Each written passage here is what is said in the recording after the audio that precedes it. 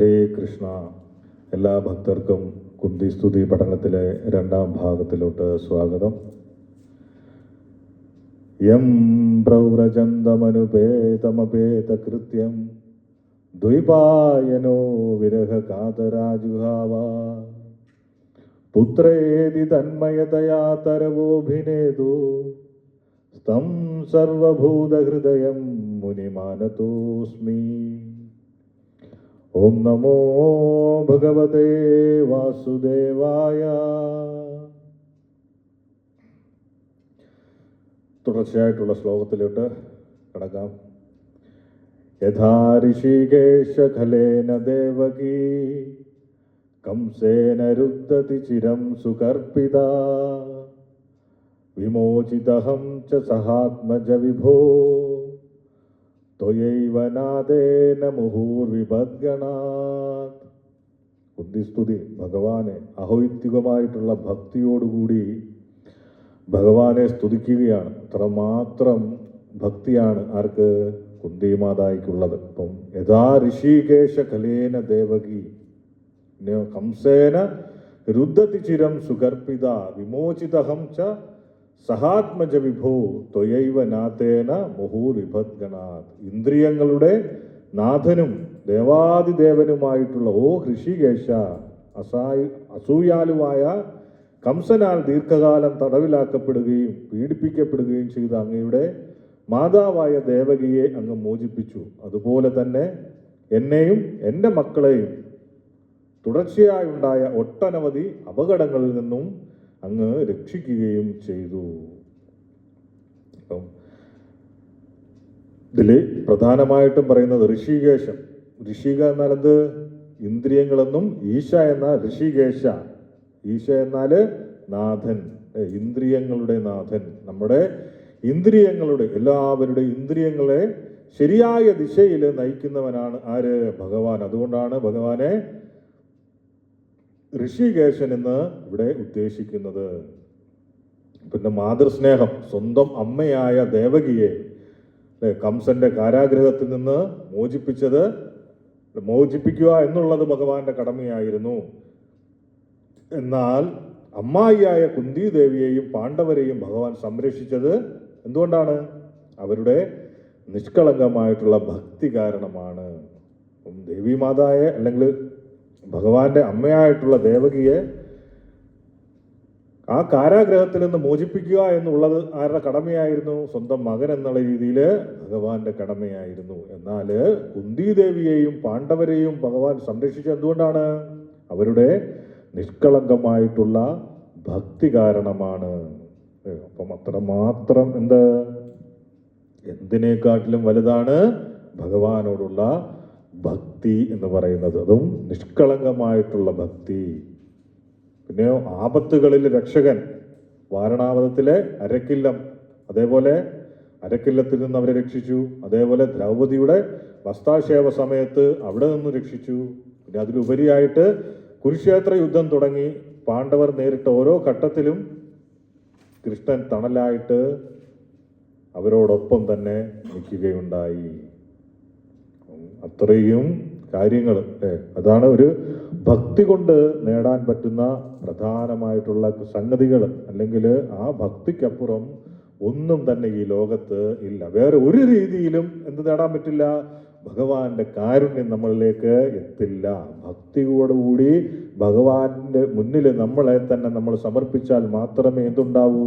ആ ഭഗവാന്റെ നോട്ടം, ഭഗവാന്റെ സംരക്ഷണം നമ്മൾക്ക് ഉണ്ടാവുകയുള്ളൂ. അടുത്ത ശ്ലോകം. വിശാൻ മഹാത്മേ പുരുഷദർശനാത് അസത് സഭായ വനവാസ കൃശ്ചത മൃദേ മൃദേനേഹ മഹാരഥസ്ത്ര തോദ്രൗണീ അസ്ത്രതസ്മ ഹരേ ഭൈരക്ഷത.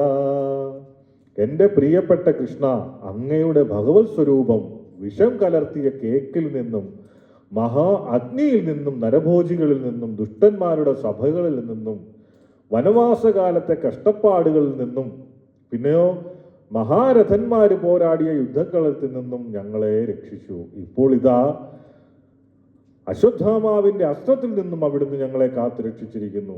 അവസാന ദിവസം എന്താണ് സംഭവിച്ചത്?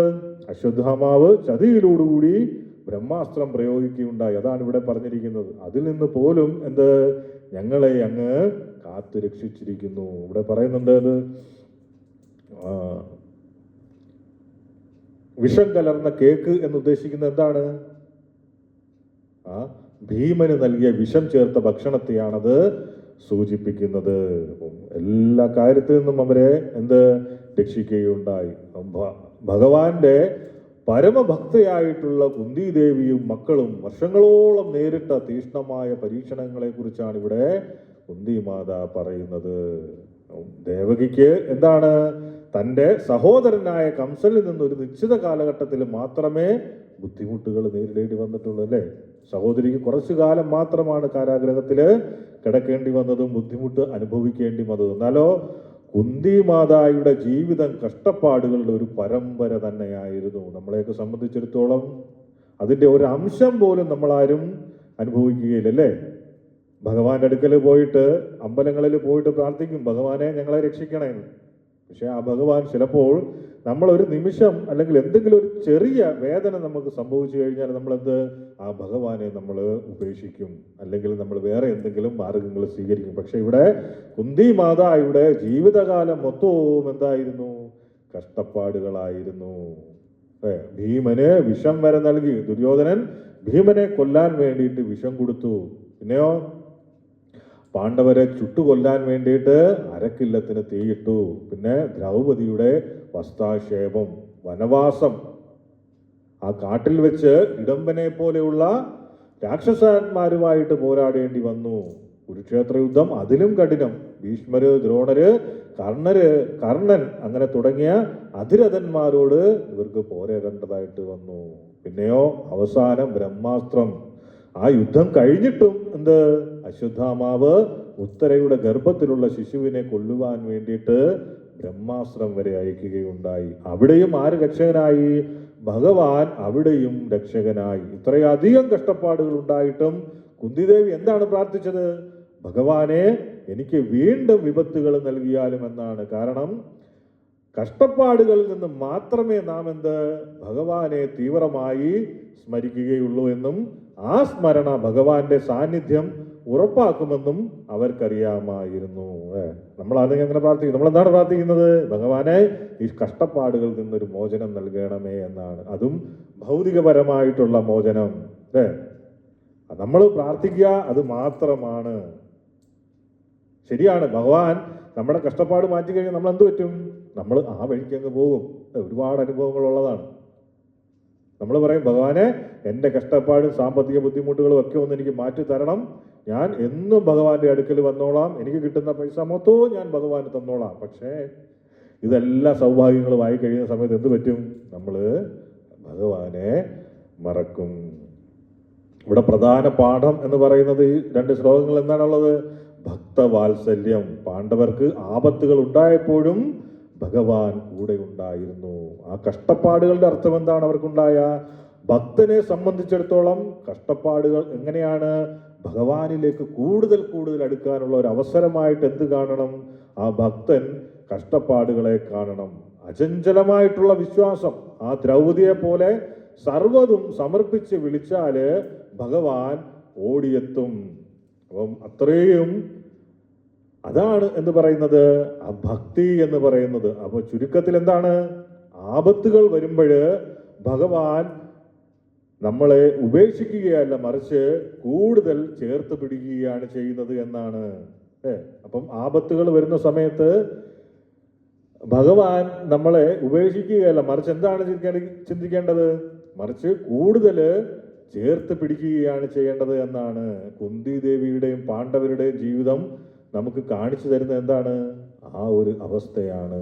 കാരണം ഈ കഷ്ടപ്പാടുകളും ദുരിതങ്ങളും മറ്റും ഒക്കെ എന്താണ്? ഭൗതികപരമായിട്ടുള്ള കാര്യങ്ങളാണ്, അല്ലേ? അത് നമ്മുടെ ശരീരവുമായിട്ടുള്ള ബന്ധപ്പെട്ട കാര്യങ്ങളാണ്. നമ്മുടെ ബുദ്ധിമുട്ടുകളും മറ്റുമൊക്കെ, രോഗങ്ങളും മറ്റും, അത് നമ്മളൊന്ന് ചിന്തിച്ചാൽ മതി. കാരണം നമുക്ക് എന്തെങ്കിലും അസുഖം വന്നു കഴിഞ്ഞാൽ എന്താണ്? ഹോസ്പിറ്റലിൽ പോയി കഴിഞ്ഞാൽ കോടികളാണ് വില ഈ ശരീരത്തിന്. പക്ഷേ നമ്മുടെ ഉള്ളിൽ നിന്നും നമ്മുടെ ആത്മാവ്, ഭഗവാന്റെ അംശമായിട്ടുള്ള നമ്മുടെ സ്വരൂപം, ആ ശരീരം വിട്ടു പോയി കഴിഞ്ഞാൽ എന്താണ്? ആ ശരീരത്തിന് ഒരു വിലയും ഉണ്ടാവുകയില്ലല്ലേ? ആരും വിലക്കെടുക്കില്ല. ഒരു വിലയും എന്തുണ്ടാവില്ല, ആ ശരീരത്തിന് ഉണ്ടാവുകയില്ല. അപ്പൊ നമ്മൾ മനസ്സിലാക്കുക, നമുക്കുണ്ടാവുന്ന കഷ്ടപ്പാടുകള് താൽക്കാലികം മാത്രമാണ്. ശീതോഷ്ണ സുഖ ദുഃഖത, അല്ലെ?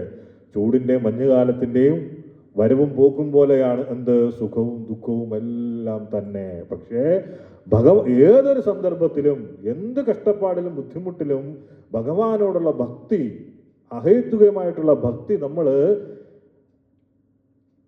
തുടർന്ന് കൊണ്ടുപോകുകയാണ് എങ്കിൽ എന്ത്, തീർച്ചയായിട്ടും ഭഗവാൻ നമ്മളെ എല്ലാ ആപത്തുകളിൽ നിന്നും നമ്മളെ രക്ഷിച്ച് അവസാനം നമ്മളെ ഭഗവാന്റെ സന്നിധിയിലേക്ക് നമ്മളെ കൈപിടിച്ച് ഉയർത്തും.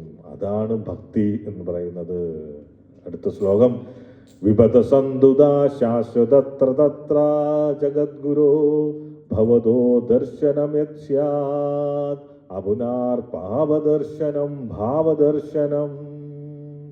വിപദ സന്തുത ശാശ്വതത്ര തത്ര ജഗദ്ഗുരോ ഭവതോ ദർശനം യസ്യാത് അപുനാർ ഭാവദർശനം. ആ വിപത്തുകളെല്ലാം വീണ്ടും വീണ്ടും ഉണ്ടായെങ്കിലെന്ന് ഞാൻ ആഗ്രഹിക്കുന്നു, അല്ലേ? വിപദ സന്തുത ശാശ്വതത്ര തത്ര ജഗദ്ഗുരു അപുനാർ ഭാവദർശനം. അപുനാർ ഭാവദർശനം എന്ന് പറഞ്ഞാൽ എന്താ? ഇങ്ങനെ ഉണ്ടായി കഴിഞ്ഞാൽ അങ്ങേ എപ്പോഴും കണ്ടുകൊണ്ടിരിക്കാവുന്നല്ലേ? എന്താണ് ആഗ്രഹം? ആലോചിക്കേ, നമുക്ക് എത്ര കഷ്ടപ്പാടുകളുണ്ട് എങ്കിലും ഭഗവാൻ മുന്നിലുണ്ട് എങ്കിൽ അതൊന്നും നമുക്ക് എന്താണ് കഷ്ടപ്പാടായിട്ട് തോന്നുകയില്ല. കാരണം ഭഗവാനാണ് നമ്മുടെ ഒപ്പം ഉള്ളത്. നമ്മളും ചിന്തിക്കേണ്ടത് അതാണ്. നമ്മളോടൊപ്പം ഭഗവാനുണ്ട്, അല്ലേ? പരമാത്മാ രൂപേണ നമ്മുടെ ഉള്ളില്, ആത്മാവിന്റെ കൂട്ടത്തില് നമ്മളോടൊപ്പം ഭഗവാനുണ്ട്. നമ്മുടെ ഒരു നോട്ടത്തിന് വേണ്ടിയിട്ടാണ് ഭഗവാൻ നിൽക്കുന്നത്. ആ ഭഗവാനെ മറന്നിട്ടാണ് നമ്മൾ അമ്പലങ്ങൾ മൊത്തവും ചുറ്റി നടക്കുന്നത്. പല അമ്പലങ്ങള്, പ്രശ്നം വെപ്പ്, അങ്ങനെ അത് ഇത് എന്നും പറഞ്ഞിട്ട് നമ്മളിങ്ങനെ ഓടി നടക്കുകയാണ്. എവിടെയാണ്? ഒന്ന് തിരിഞ്ഞു നോക്കിക്കഴിഞ്ഞാൽ ഭഗവാനെ കാണാൻ പറ്റും, നമ്മുടെ കഷ്ടപ്പാടുകൾ മാറ്റാൻ പറ്റും. പക്ഷെ നമ്മൾ അതിന് ശ്രമിക്കുകയില്ല. ഇവിടെ എന്താണ് കുന്തിമാത പ്രാർത്ഥിക്കുന്നത്? ആ വിപത്തുകളെല്ലാം, വിപത സന്തുത ശാശ്വതത്ര തത്ര, ആ വിപത്തുകളെല്ലാം വീണ്ടും വീണ്ടും ഉണ്ടായെങ്കിലെന്ന് ഞാൻ ആഗ്രഹിക്കുകയാണ്. കാരണം ഭവതോ ദർശനം യസ്യാത്, അവ സംഭവിക്കുമ്പോഴ് ഞങ്ങൾക്ക് അങ്ങയെ ദർശിക്കാനാകുന്നു. അപുനാർ ഭാവദർശനം, ഞങ്ങൾക്കിനി കാണേണ്ടി വരില്ല എന്നാണ്. എന്താണ് കാണേണ്ടി വരില്ല എന്ന് പറയുന്നത്? ജനന മരണങ്ങളുടെ ഈ ആവർത്തന ചക്രം. എന്തുകൊണ്ടാണ് കാണേണ്ടി വരാത്തത്? ഭഗവാനെ ദർശിക്കുമ്പോഴ് മോക്ഷം ലഭിക്കുമെന്നാണ്. ആ വിപത്തുകളെല്ലാം വീണ്ടും വീണ്ടും ഉണ്ടായെങ്കിലെന്ന് ഞാൻ ആഗ്രഹിക്കുന്നു. കാരണം അവ സംഭവിക്കുമ്പോഴ് ഞങ്ങൾക്ക് അങ്ങയെ ദർശിക്കാനാകുന്നു. അങ്ങയെ ദർശിക്കുക എന്നതിനർത്ഥം എന്താണ്? ജനന മരണങ്ങളുടെ ഈ ആവർത്തന ചക്രം ഞങ്ങൾക്കിനി കാണേണ്ടി വരില്ല. ഭഗവാനെ കണ്ടു കഴിഞ്ഞാൽ കഴിഞ്ഞു. കാരണം എന്താണ്? ഭഗവാന്റെ വാസസ്ഥലം ഗോലോക വൃന്ദാവനം. അവിടെ ചെന്നാൽ പിന്നെ നമ്മൾക്ക് ജനിക്കേണ്ടിയും വരില്ല, മരിക്കേണ്ടിയും വരില്ല, ഭൂമിയിൽ വരേണ്ടി വരില്ല. ആരും ചിന്തിക്കരുത് ഇനി ഭൂമിയിൽ വന്നാലും ഇത്തവണയുള്ള കാമുകനെ കിട്ടും, കാമുകിയെ കിട്ടും, ഈ ഭാര്യയെ കിട്ടും, ഭർത്താവിനെ കിട്ടും, ഈ മക്കളെ തന്നെ കിട്ടും, സന്തോഷകരമായിട്ട് ജീവിക്കാമെന്ന്. അടുത്ത ജന്മം എന്താണെന്ന് നമുക്കറിയൂല. അപ്പൊ എന്താണ് വേണ്ടത്? ഭഗവാനോട് അത്രയും ആത്മാർത്ഥതയോടുകൂടി ഭക്തി ചെയ്യുക, അത്രയും ആത്മാർത്ഥതയോടുകൂടി ഭഗവാൻ പറയുന്ന കാര്യങ്ങൾ പരിശീലിക്കുക, അത്രയും ആത്മാർത്ഥതയോടുകൂടി തന്നെ ഭഗവാനെ നമ്മൾ സമീപിക്കുക. അങ്ങനെ ചെയ്തു കഴിഞ്ഞാൽ എന്താവും? നമ്മൾ ഉറപ്പായിട്ടും എവിടെ എത്തിച്ചേരാൻ വേണ്ടിയിട്ട് സാധിക്കും? ഭഗവാന്റെ അടുക്കല്, ഗോലോക വൃന്ദാവനത്തില് നമുക്ക് എത്തിച്ചേരാൻ വേണ്ടിയിട്ട് സാധിക്കും. എങ്ങനെ? അതോടുകൂടി നമുക്ക് മോക്ഷം ലഭിക്കും. ഇതിന്റെ സന്ദർഭം എന്ന് പറയുന്നത് എന്താ?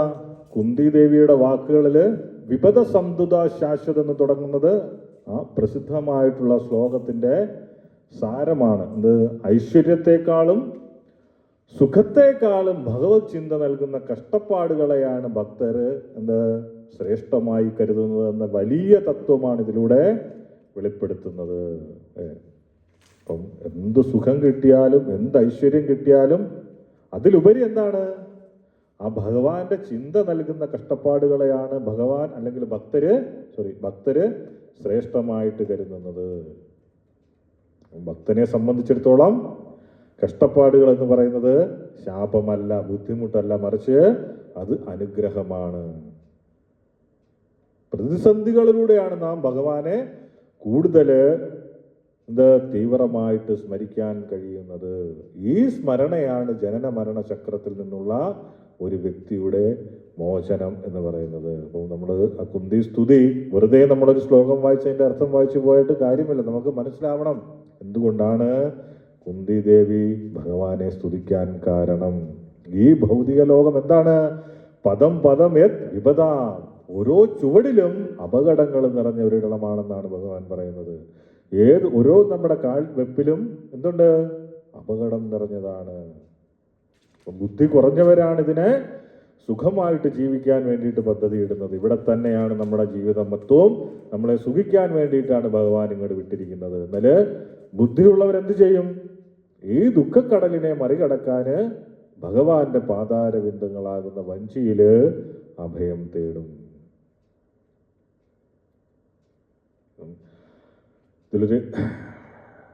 ഒരു കഥയുണ്ട്. മഹാരാഷ്ട്രയില് ഒരു ഏകനാഥ് രാജാവെന്ന് മഹാരാജാവെന്ന് പറയുന്ന രാജാവ് ജീവിച്ചിരുന്നു. അപ്പം ഒരു ഭക്ത കവിയും കൂടിയായിരുന്നു ആര്? ഈ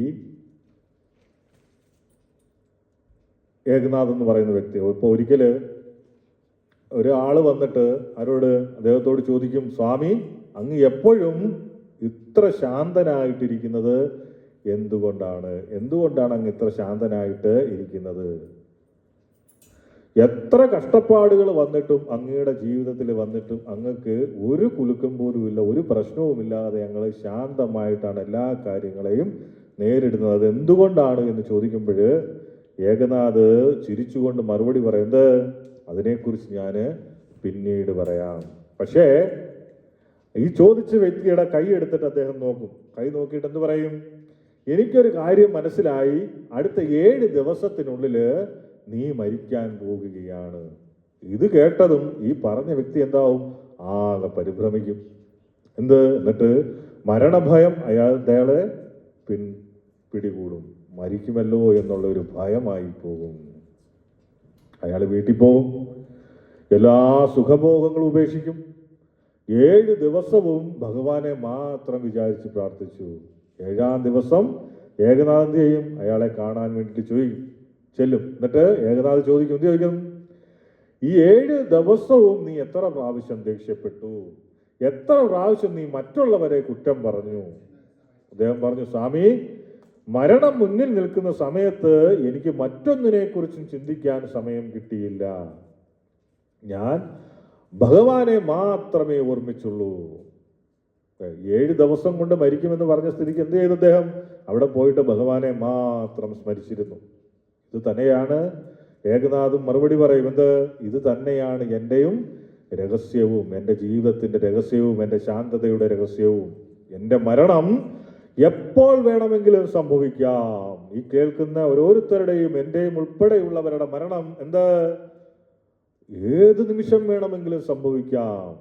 അദ്ദേഹവും അതാണ് പറഞ്ഞത്, ഏത് നിമിഷം വേണമെങ്കിലും എൻ്റെ മരണം സംഭവിക്കാം എന്ന് ഞാൻ തിരിച്ചറിയുന്നു.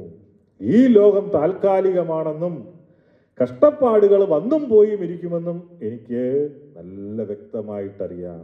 അതുകൊണ്ടാണ് ഞാൻ എപ്പോഴും ഭഗവാനെ സ്മരിക്കുന്നു. അതുകൊണ്ട് ഈ ലോകത്തിലെ കഷ്ടപ്പാടുകൾ എന്നെ ബാധിക്കുകയേയില്ല. ഇതിലെ സുഖവും ദുഃഖവും എന്നെ ബാധിക്കുന്നതേയില്ല. അത് തന്നെയാണ് നമ്മളും ചെയ്യേണ്ടത്. കഷ്ടപ്പാടുകളെ ഭഗവാനിലേക്ക് അടുക്കാനുള്ള ഒരു അലാറമായിട്ട് നമ്മൾ കാണണം. ഭഗവത് ഭക്തി ഉള്ളവന് ലോകത്തിലെ ഏറ്റവും വലിയ പ്രതിസന്ധികൾ പോലും നിസ്സാരമാണ്.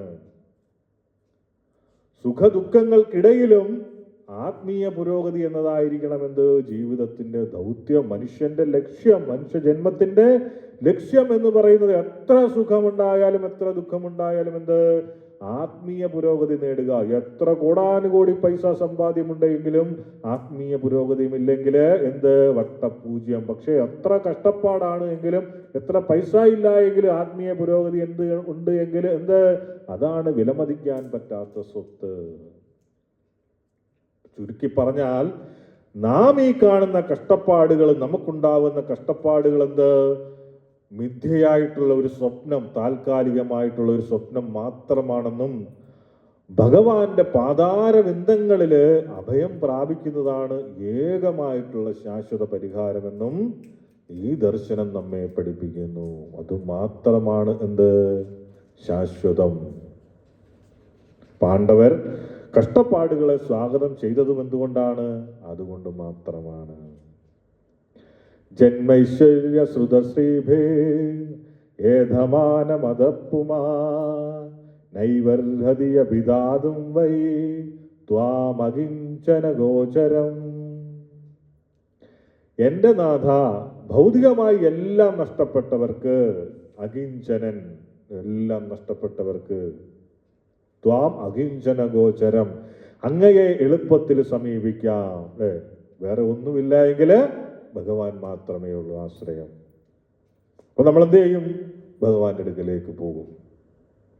എന്നാൽ ഉന്നത കുലജാതൻ എന്ന അഭിമാനം, വലിയ സമ്പത്ത്, ഉന്നത വിദ്യാഭ്യാസം, ശാരീരികമായ ഭംഗി എന്നിവയിലൂടെ ഭൗതിക പുരോഗതി കൈവരിക്കാൻ ശ്രമിക്കുന്ന ഒരാൾക്ക് ഹൃദയപൂർവമായ ഭക്തിയോടെ അങ്ങയെ സമീപിക്കാൻ കഴിയില്ല.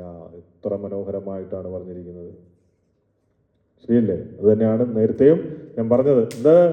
എത്ര ഉന്നത കുലത്തിൽ ജനിച്ചാലും, ഉന്നത കുലജാതനാണെന്നുള്ള അഭിമാനത്തോടുകൂടി നടന്നാലും, എത്ര സമ്പത്തുണ്ടായാലും, എത്ര വിദ്യാഭ്യാസം ഉണ്ടായാലും, എത്രയൊക്കെ ബ്യൂട്ടി പാർലറിൽ പോയിട്ട് സൗന്ദര്യം വർദ്ധിപ്പിച്ചാലും, അങ്ങനെയൊക്കെ കിട്ടുന്ന ഭൗതിക പുരോഗതി, അങ്ങനെ ഭൗതിക പുരോഗതിക്ക് വേണ്ടി ശ്രമിക്കുന്ന ഒരാൾക്ക് ഹൃദയപൂർവമായിട്ടുള്ള ഭക്തിയോടുകൂടി, അല്ലേ, അത്രയും ഭക്തി, സ്നേഹം, പ്രേമനിർഭരമായിട്ടുള്ള ഭക്തിയോടുകൂടി അങ്ങയെ സമീപിക്കാൻ കഴിയില്ല.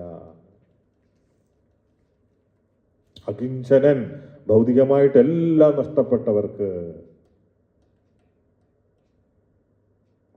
അങ്ങനെയുള്ളവർ എന്താണ് നമ്മൾ ചിന്തിക്കേണ്ടത്? നമ്മളാണ് ലോകത്തിലെ ഏറ്റവും വലിയ ഭാഗ്യവാന്മാർ. കാരണം ഭഗവാനെ കുറിച്ച് കേൾക്കാൻ വേണ്ടിയിട്ട് നമ്മൾക്ക് സാധിക്കുന്നുണ്ട്. കോടാനുകോടി ജനങ്ങളുള്ള ഈ ലോകത്ത് കുറച്ച് പേർക്ക് മാത്രമാണ് അതിനുള്ള ഭാഗ്യം ലഭിക്കുന്നത്. അപ്പം ഭൗതിക പുരോഗതി എന്ന് പറയുന്നത് എന്താണ്? ഉന്നത കുലത്തിലുള്ള ജനനം, വലിയ സമ്പത്ത്, ഉന്നത വിദ്യാഭ്യാസം, ആകർഷകമായിട്ടുള്ള ശാരീരിക ഭംഗി എന്നിവ. പലരും എന്താണ്? ഇതാണ് ഏറ്റവും വലിയ സൗഭാഗ്യമെന്ന് പറഞ്ഞു നടക്കുകയാണ്. ഇതാണ് ഏറ്റവും വലിയ സൗഭാഗ്യമെന്ന് ഭ്രാന്തമായിട്ട് പറഞ്ഞു നടക്കുന്നു. എന്നാൽ ഈ താൽക്കാലികമായിട്ടുള്ള നേട്ടങ്ങള് ഒരാളെ അഹങ്കാരിയായിട്ട് മാറ്റുന്നു. അത്തരം അഹങ്കാരത്തിൽ മത്തുപിടിച്ചവർക്ക് എന്ത്? ഹൃദയത്തിന്റെ ആഴത്തിൽ നിന്ന് കൃഷ്ണ, ഹരി ഗോവിന്ദ എന്ന് വിളിച്ച് ഭഗവാനെ സമീപിക്കാൻ കഴിയില്ല. ഒരിക്കല് ഭഗവാന്റെ നാമം ഉച്ചരിക്കുന്നത് ഒരു പാപിക്ക് ജീവിതകാലം മുഴുവൻ ചെയ്യാൻ കഴിയുന്നതിനേക്കാൾ കൂടുതൽ പാപം നശിപ്പിക്കാൻ ശേഷിയുള്ളതാണ്. അപ്പം ഒരു പാപി ഒരു ജന്മത്തിൽ ചെയ്യുന്നതിനേക്കാൾ പാപം നശിപ്പിക്കാൻ ഒരു തവണ മാത്രം ഭഗവാന്റെ ഒരു നാമം ജപിച്ചാൽ മതി. ഇത് ആ ഭഗവാന്റെ നാമത്തിന്റെ ശക്തിയാണ്. എന്തുകൊണ്ടാണത്?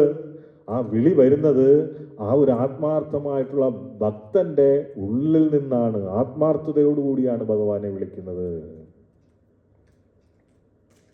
നിസ്സഹായനായിട്ടുള്ള ഒരു വ്യക്തി വിളിക്കുന്നത് പോലെ, അല്ലേ, എല്ലാം നഷ്ടപ്പെട്ട് ഭഗവാനെ മാത്രം ശരണം പ്രാപിച്ച ഒരു വ്യക്തി കൃഷ്ണ, ഗോവിന്ദ, നാരായണ എന്ന് വിളിക്കുന്നത് പോലെ ഭൗതിക സുഖലോഭങ്ങളില് മുഴുകിയ ഒരു വ്യക്തിക്ക് ഭഗവാനെ വിളിക്കാൻ വേണ്ടിയിട്ട് സാധിക്കുകയില്ല. അപ്പൊ എപ്പോഴും മനസ്സിലാക്കുക, ഉന്നത കുലം, സമ്പത്ത്, വിദ്യാഭ്യാസം, സൗന്ദര്യം എന്നിവ ആത്മീയ പാതയിലെ തടസ്സങ്ങളാണ്. അങ്ങനെയുള്ളവർ അത് ഉപേക്ഷിക്കണമെന്നല്ല പറയുന്നത്. അങ്ങനെയുള്ള ആൾക്കാർ, ഭഗവാന്റെ ഭക്തിയുള്ളവർ ഉപേക്ഷിക്കണമെന്നല്ല പറയുന്നത്. പക്ഷേ ഇതിന്റെ പിറകെ പോകുന്നത് ആത്മീയ പാതയിലുള്ള തടസ്സങ്ങളാണ്. അല്ലെങ്കിൽ അത് മാത്രമാണ് ജീവിതത്തിന്റെ ലക്ഷ്യം എന്ന് പറഞ്ഞ് നടക്കുന്നതും ആത്മീയ പാതയിലെ തടസ്സങ്ങളാണ്. ഇതൊന്നുമില്ല, ഭക്തി മാത്രമേ ഉള്ളൂ എങ്കിൽ അതാണ് നമുക്ക് ഏറ്റവും വലിയ സമ്പത്ത്. അപ്പോൾ പനി പിടിച്ചു കഴിഞ്ഞാൽ പനി എന്താണ്? അത് ശരീരത്തിന് പുറമേ നിന്നുള്ള ഒരു അസുഖം മാത്രമാണ്. അതേപോലെയാണ് ഭൗതിക മോഹങ്ങൾ. ഈ ഭൗതിക മോഹങ്ങൾ എന്താണ്? ഈ ആത്മാവിനെ പൊതിഞ്ഞിരിക്കുന്ന ഒരു ആവരണം മാത്രമാണ് ഈ ഉന്നത കുലം, സമ്പത്ത്, വിദ്യാഭ്യാസം, സൗന്ദര്യം എന്നിവ. ഏത്? ഭൗതിക വിദ്യാഭ്യാസം, നോട്ട് ആത്മീയ വിദ്യാഭ്യാസം. പനി എന്താണ്? കുറയ്ക്കുകയാണ് വേണ്ടത്, അല്ലാതെ തെറ്റായ ചികിത്സയിലൂടെ അത് വർദ്ധിപ്പിക്കുകയല്ല വേണ്ടത്. അപ്പം ഭൗതിക സുഖങ്ങൾ എന്താണ്? നമ്മൾ കുറച്ചിട്ട് ആത്മീയ സുഖത്തിന് വേണ്ടിയിട്ട് ശ്രമിക്കുകയാണ് വേണ്ടത്. കുറെ നമ്മൾ പറയുന്നതാണ് എന്താണ്? ആത്മീയമായിട്ട് പുരോഗതി പ്രാപിച്ചവര് ദരിദ്രരായിട്ട് കാണാറുണ്ട്. പലരും പറയാറുണ്ട് ഭക്തർക്ക് എപ്പോഴും കഷ്ടപ്പാടുകളാണ്, ഭക്തർക്കെല്ലാം സാമ്പത്തിക ബുദ്ധിമുട്ടുകളാണെന്നൊക്കെ. അതൊരു മോശം കാര്യമല്ല. മറിച്ച് എന്താണ്? ശരീരത്തിലെ താപനില താഴുന്നത് രോഗമുക്തിയുടെ ലക്ഷണമായി കാണുന്നത് പോലെ അതും നമ്മൾ ആത്മീയ ഉണർവിന്റെ ലക്ഷണങ്ങളായിട്ട് കാണണം. ഇതിനും മനോഹരമായിട്ടുള്ള ഒരു ഉദാഹരണമാണ് വിതുരരുടെ വിരുന്ന്. നമുക്കെല്ലാവർക്കും അറിയാം, ആ ഭൗതികമായിട്ടുള്ള ആഡംബരത്തെക്കാൾ ഭഗവാൻ വിലമതിക്കുന്നത് എന്ത്? ആ ഭഗവാന്റെ ഭക്തന്റെ ഹൃദയ നൈർമല്യമാണ് എന്ന് തെളിയിക്കുന്ന കഥയാണ് വിതുരരുടെ സംഭവം. ആ കുരുക്ഷേത്ര യുദ്ധത്തിന് മുമ്പ് സമാധാന ചർച്ചകൾക്കായിട്ട് ഭഗവാൻ ഹസ്തിനപുരത്തിൽ എത്തുന്ന സമയം, ഭഗവാൻ വരുന്നുണ്ടെന്ന് അറിഞ്ഞിട്ട് ദുര്യോധനൻ അദ്ദേഹത്തെ സ്വീകരിക്കാൻ വമ്പിച്ച ഒരുക്കങ്ങളൊക്കെ നടത്തും. ദുര്യോധനൊരു അഹങ്കാരവും കൂടെ. എന്താണ്? തന്റെ രാജകീയ പ്രതാപവും സമ്പത്തും പ്രദർശിപ്പിക്കാൻ വേണ്ടിയിട്ട് ദുര്യോധനൻ ആഗ്രഹിക്കും. രത്നങ്ങൾ പതിപ്പിച്ച പീഠങ്ങളും സ്വർണ്ണ പാത്രങ്ങളിൽ വിളമ്പുന്ന 6 രസങ്ങളുള്ള വിഭവങ്ങളും ഒക്കെ തന്നെ ഭഗവാനായിട്ട് ദുര്യോധനൻ ഒരുക്കി വെക്കും. താൻ നൽകുന്ന ഈ സ്വീകരണം ഭഗവാനെ സ്വാധീനിക്കുമെന്നും അതുവഴി കൃഷ്ണൻ തന്റെ പക്ഷം ചേരുമെന്നും ദുര്യോധനൻ അഹങ്കരിക്കും. പക്ഷേ ഭഗവാൻ എന്താണ് തീരുമാനമെടുത്തത്? കൊട്ടാരത്തിലെത്തിയ ഭഗവാൻ, ഹസ്തിനപുരത്തിലെത്തിയ ഭഗവാൻ എന്ത് ചെയ്യും? ദുര്യോധനന്റെ വിരുന്നിൽ പങ്കെടുക്കാൻ വിസമ്മതിച്ചിട്ട് നേരെ എങ്ങോട്ട് പോകും? കൊട്ടാരത്തിന് പുറത്തുള്ള ആ ദരിദ്രനായിട്ടുള്ള വിതുരരുടെ കുടിലിലേക്കാണ് പോകുന്നത്. നമ്മുടെ നോട്ടത്തില് വിതുരര് ദരിദ്രനാണ്. കാരണം ഭൗതികപരമായിട്ട് വിതുരര് ഒന്നുമല്ലായിരുന്നു. എന്നാൽ ഭഗവാനോടുള്ള സ്നേഹത്താല് സമ്പന്നനായിരുന്നു ആര്? അദ്ദേഹം. അപ്പം ആ ഒരു ഭക്തി എന്ന് പറയുന്നത് അത്രയും കഠിനമായിട്ടുള്ള ഭക്തി. പെട്ടെന്ന് ഭഗവാനെ തന്റെ കുടിലിൽ കണ്ട സമയത്ത് വിതുരരെന്താണ്? ആകെ പരിഭ്രമിച്ചു പോകും. നമ്മളായി കഴിഞ്ഞാലും ഭഗവാനെ കണ്ടു കഴിഞ്ഞാൽ എന്ത് ചെയ്യണമെന്നറിയാൻ പറ്റാതായി പോകും, അല്ലേ?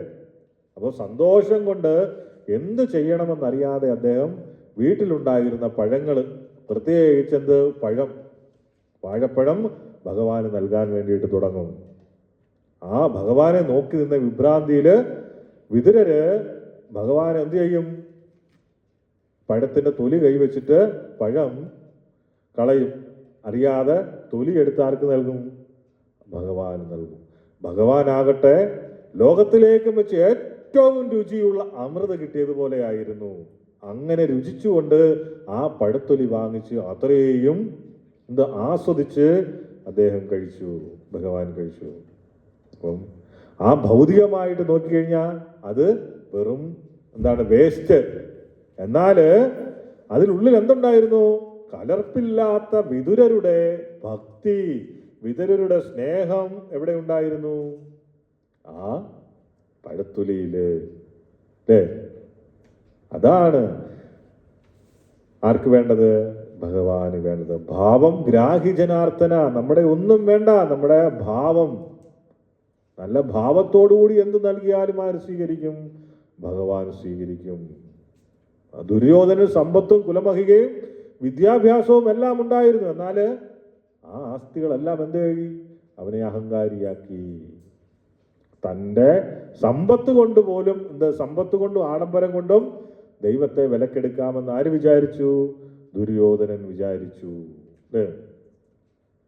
ഇതാണ് പലരുടെയും ചിന്ത. പൈസ മാത്രം മതി, മാസവും അല്ലെങ്കിൽ ദിവസവും കൊണ്ടുപോയി ഭഗവാന് കുറച്ച് പൈസ മാത്രം കൊടുത്താൽ മതി, ഭഗവാൻ എൻ്റെ കൂടെ ഉണ്ടാകുമെന്ന് കരുതും. പക്ഷേ ഈ സമ്പത്ത് എന്തിൻ്റെയാണ്? പണ്ടെപ്പോഴോ ചെയ്ത പുണ്യത്തിന്റെ ബലമായിട്ടാണ് ഈ ജന്മത്തില് ആ സുഖ ലോലുപനായിട്ട് ജീവിക്കാൻ കഴിയുന്നത്. എപ്പോഴാണോ മുൻപ് ചെയ്ത പുണ്യത്തിന്റെ അല്ലെങ്കിൽ പുണ്യത്തിന് ക്ഷീണം സംഭവിക്കുന്നത്, അപ്പോൾ നമ്മൾ ഇവിടുന്ന് ബൈ ബൈ പറയേണ്ടി വരും. അതാണ് അവസ്ഥ. പക്ഷേ നമ്മള് മരിച്ചു പോകുന്ന സമയത്ത്, ശരീരം ഉപേക്ഷിക്കുന്ന സമയത്ത് എന്ത് വേണം? ഭഗവാനെ എന്ന് വിളിച്ചുകൊണ്ട് വേണം ശരീരം ഉപേക്ഷിക്കാൻ. ഭഗവാനെ സ്മരിച്ചുകൊണ്ട് വേണം.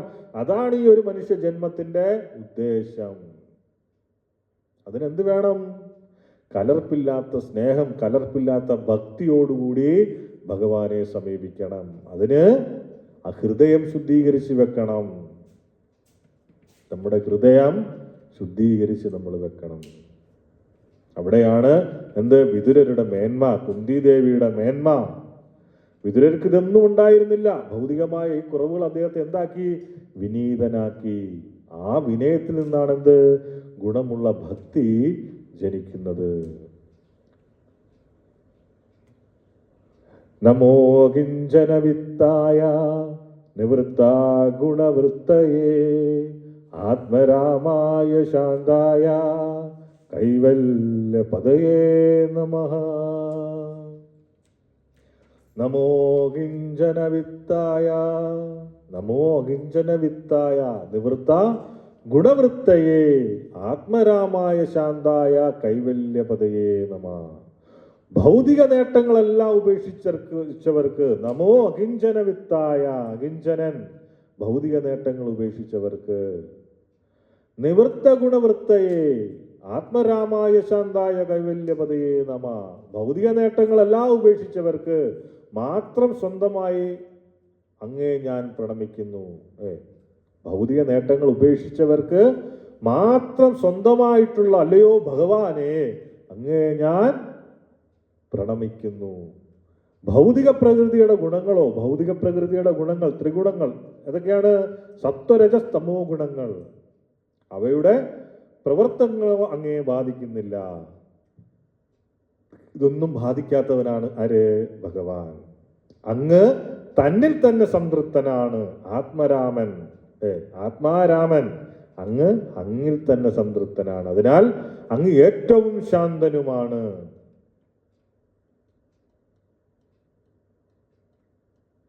ഏകത്വത്തിൽ വിശ്വസിക്കുന്ന മുനികളുടെ നാഥനായ അങ്ങേക്ക് പ്രണാമം. അദ്വൈതവാദികൾ, ഇവിടെ പ്രത്യേകം ശ്രദ്ധിക്കേണ്ട ഒരു കാര്യമെന്ന് പറയുന്ന അദ്വൈതവാദികൾ, ഏകത്വത്തിൽ വിശ്വസിക്കുന്ന മുനികൾ. ഏകത്വം എന്ന് പറയുന്നത് എപ്പോഴും തെറ്റിദ്ധരിപ്പിക്കപ്പെടുന്ന ഒരു സംഭവമാണ്. എന്താണ്? ഞാനും ദൈവവും ഒന്നാണ് എന്നുള്ളത്. അപ്പം ഈ അദ്വൈതം എന്ന് പറയുന്നത് രണ്ടുണ്ട്. ശങ്കരാചാര്യരുടെ അദ്വൈതവും പിന്നെ വിശുദ്ധ അദ്വൈതം. അത് തന്നെ വിശുദ്ധ അദ്വൈതമുണ്ട്. ആ അദ്വൈതം എന്ന് പറയുന്നത് എന്താണ്? ഏകത്വം. ഭഗവാൻ ഒന്നേ ഉള്ളു. അതാണ് ഏകത്വം എന്ന് പറയുന്നത്. അദ്വൈതം എന്ന് പറയുന്നത് എന്താണ്? ഭഗവാൻ ഒന്നേ ഉള്ളൂ, അല്ലാതെ ഞാനും ഭഗവാനും ഒന്നാണ് എന്നല്ല. അങ്ങനെയുള്ള ഭഗവാന് അങ്ങേക്ക് എൻ്റെ പ്രണാമം എന്ന് ആര്? കുന്തിദേവി ഇവിടെ പറയുന്നത്. അപ്പം ഈ ദീർഘമായിട്ടുള്ള ഭാഗം വിവരിക്കുന്നത് ഭൗതികമായിട്ടുള്ള ഉപേക്ഷ. എന്നാല് എന്തിനെ വെറുക്കുന്നതല്ല.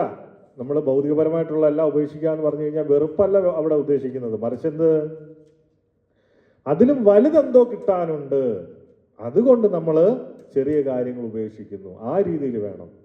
ഒന്നിനെയും വെറുപ്പോടുകൂടി അല്ല ഉപേക്ഷിക്കേണ്ടത് ഭഗവാന് വേണ്ടിയിട്ട്. യഥാർത്ഥമായിട്ടുള്ള ഭക്തൻ അകിഞ്ചനാണ്. അതായത് ഭൗതികമായിട്ടുള്ള ഒന്നും സ്വന്തമായിട്ടില്ലാത്തവൻ. എന്തുണ്ടെങ്കിലും ഇത് ഇന്നല്ലെങ്കിൽ നാളെ നഷ്ടപ്പെടും എന്ന ചിന്തയോടുകൂടി ജീവിക്കുന്നവൻ. ഭഗവാൻ മാത്രമേ ശാശ്വതമായിട്ടുള്ളൂ. ഭക്തി മാത്രമേ ശാശ്വതമായിട്ടുള്ള നിലനിൽപ്പുള്ളൂ. ഭക്തിക്ക് മാത്രമേ നിലനിൽപ്പുള്ളൂ എന്ന് ചിന്തിക്കുന്നവനാണ് ആര്? അകിഞ്ചനൻ. എന്നാൽ ഈശ്വരൻ എന്ന മഹാനിധി കൈവശമുള്ളവൻ. ഭൗതികമായ ഒന്നും കൈവശമില്ലെങ്കിലും ജീവൻ നിലനിൽക്കില്ല എന്ന് നമ്മൾ കരുതാറുണ്ടല്ലേ. ഭൗതികമായിട്ടുള്ള ഒന്നുമില്ല എങ്കിൽ ജീവൻ എന്നാല് യഥാർത്ഥത്തില് ആർക്കും പൂർണ്ണമായിട്ട് ത്യാഗം ചെയ്യാനും കഴിയില്ല. അപ്പോൾ നമ്മൾ ചിന്തിക്കേണ്ടത് എന്താണ്? കൂടുതൽ വിലപ്പെട്ടത് നേടാൻ വേണ്ടിയിട്ടാണ് കുറഞ്ഞതിനെ നമ്മൾ ഉപേക്ഷിക്കേണ്ടത്. ഇപ്പം ജീവിതത്തിൽ 24 മണിക്കൂർ നമ്മുടെ കയ്യിലുണ്ട്. ഇപ്പം 24 മണിക്കൂറിൽ ഉറങ്ങാൻ സമയമുണ്ട്, കൂട്ടുകാരോട് മിണ്ടാൻ സമയമുണ്ട്, ഫോണിൽ കളിക്കാൻ സമയമുണ്ട്, ഇതൊക്കെ ഉണ്ട്. അപ്പോൾ നമ്മൾ ഇതിൽ ഏതെങ്കിലും ഒരു സംഗതി മാറ്റിവെച്ചിട്ട് ഭഗവാന്റെ നാമം ജപിക്കാനോ ഭഗവാന്റെ കഥാശ്രവണത്തിനോ ഭഗവത്ഗീത പഠിക്കാനോ ഒക്കെ വേണ്ടിയിട്ട് മാറ്റിവെക്കുക.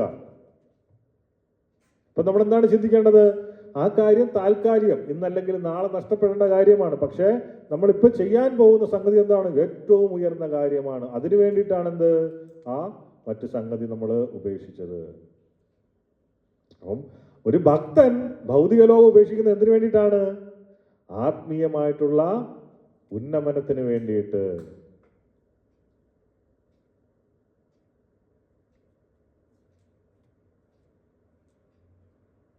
ഭരത മഹാരാജാവിന്റെ കഥ നമുക്കെല്ലാവർക്കും അറിയുന്നതാണ് അല്ലേ? ആര്? ഈ പ്രാചീന ഭാരതം ഭരിച്ചിരുന്ന പ്രതാപശാലിയായിട്ടുള്ള രാജാവായിരുന്നു ആര്? ഭരത മഹാരാജാവ്. അദ്ദേഹത്തിന്റെ പേരിൽ നിന്നുമാണ് നമ്മുടെ രാജ്യത്തിന് ഭാരതം എന്ന പേര് പോലും ലഭിച്ചത്. എല്ലാ ഭൗതിക സുഖസൗകര്യങ്ങളും വിശാലമായിട്ടുള്ള സാമ്രാജ്യവും സുന്ദരിയായ ഭാര്യയും സ്നേഹനിധിയായ മക്കളും അദ്ദേഹത്തിനുണ്ടായിരുന്നു. എന്നാൽ തൻ്റെ ജീവിതത്തിന്റെ യഥാർത്ഥ ലക്ഷ്യം ഭഗവത് സാക്ഷാത്കാരമാണ് എന്ന് തിരിച്ചറിഞ്ഞ അദ്ദേഹം തൻ്റെ യൗവനത്തിൽ തന്നെ രാജ്യം മക്കൾക്ക് വിട്ടുകൊടുത്തിട്ട് കാട്ടിലേക്ക് തപസ്സിനായിട്ട് പോകും.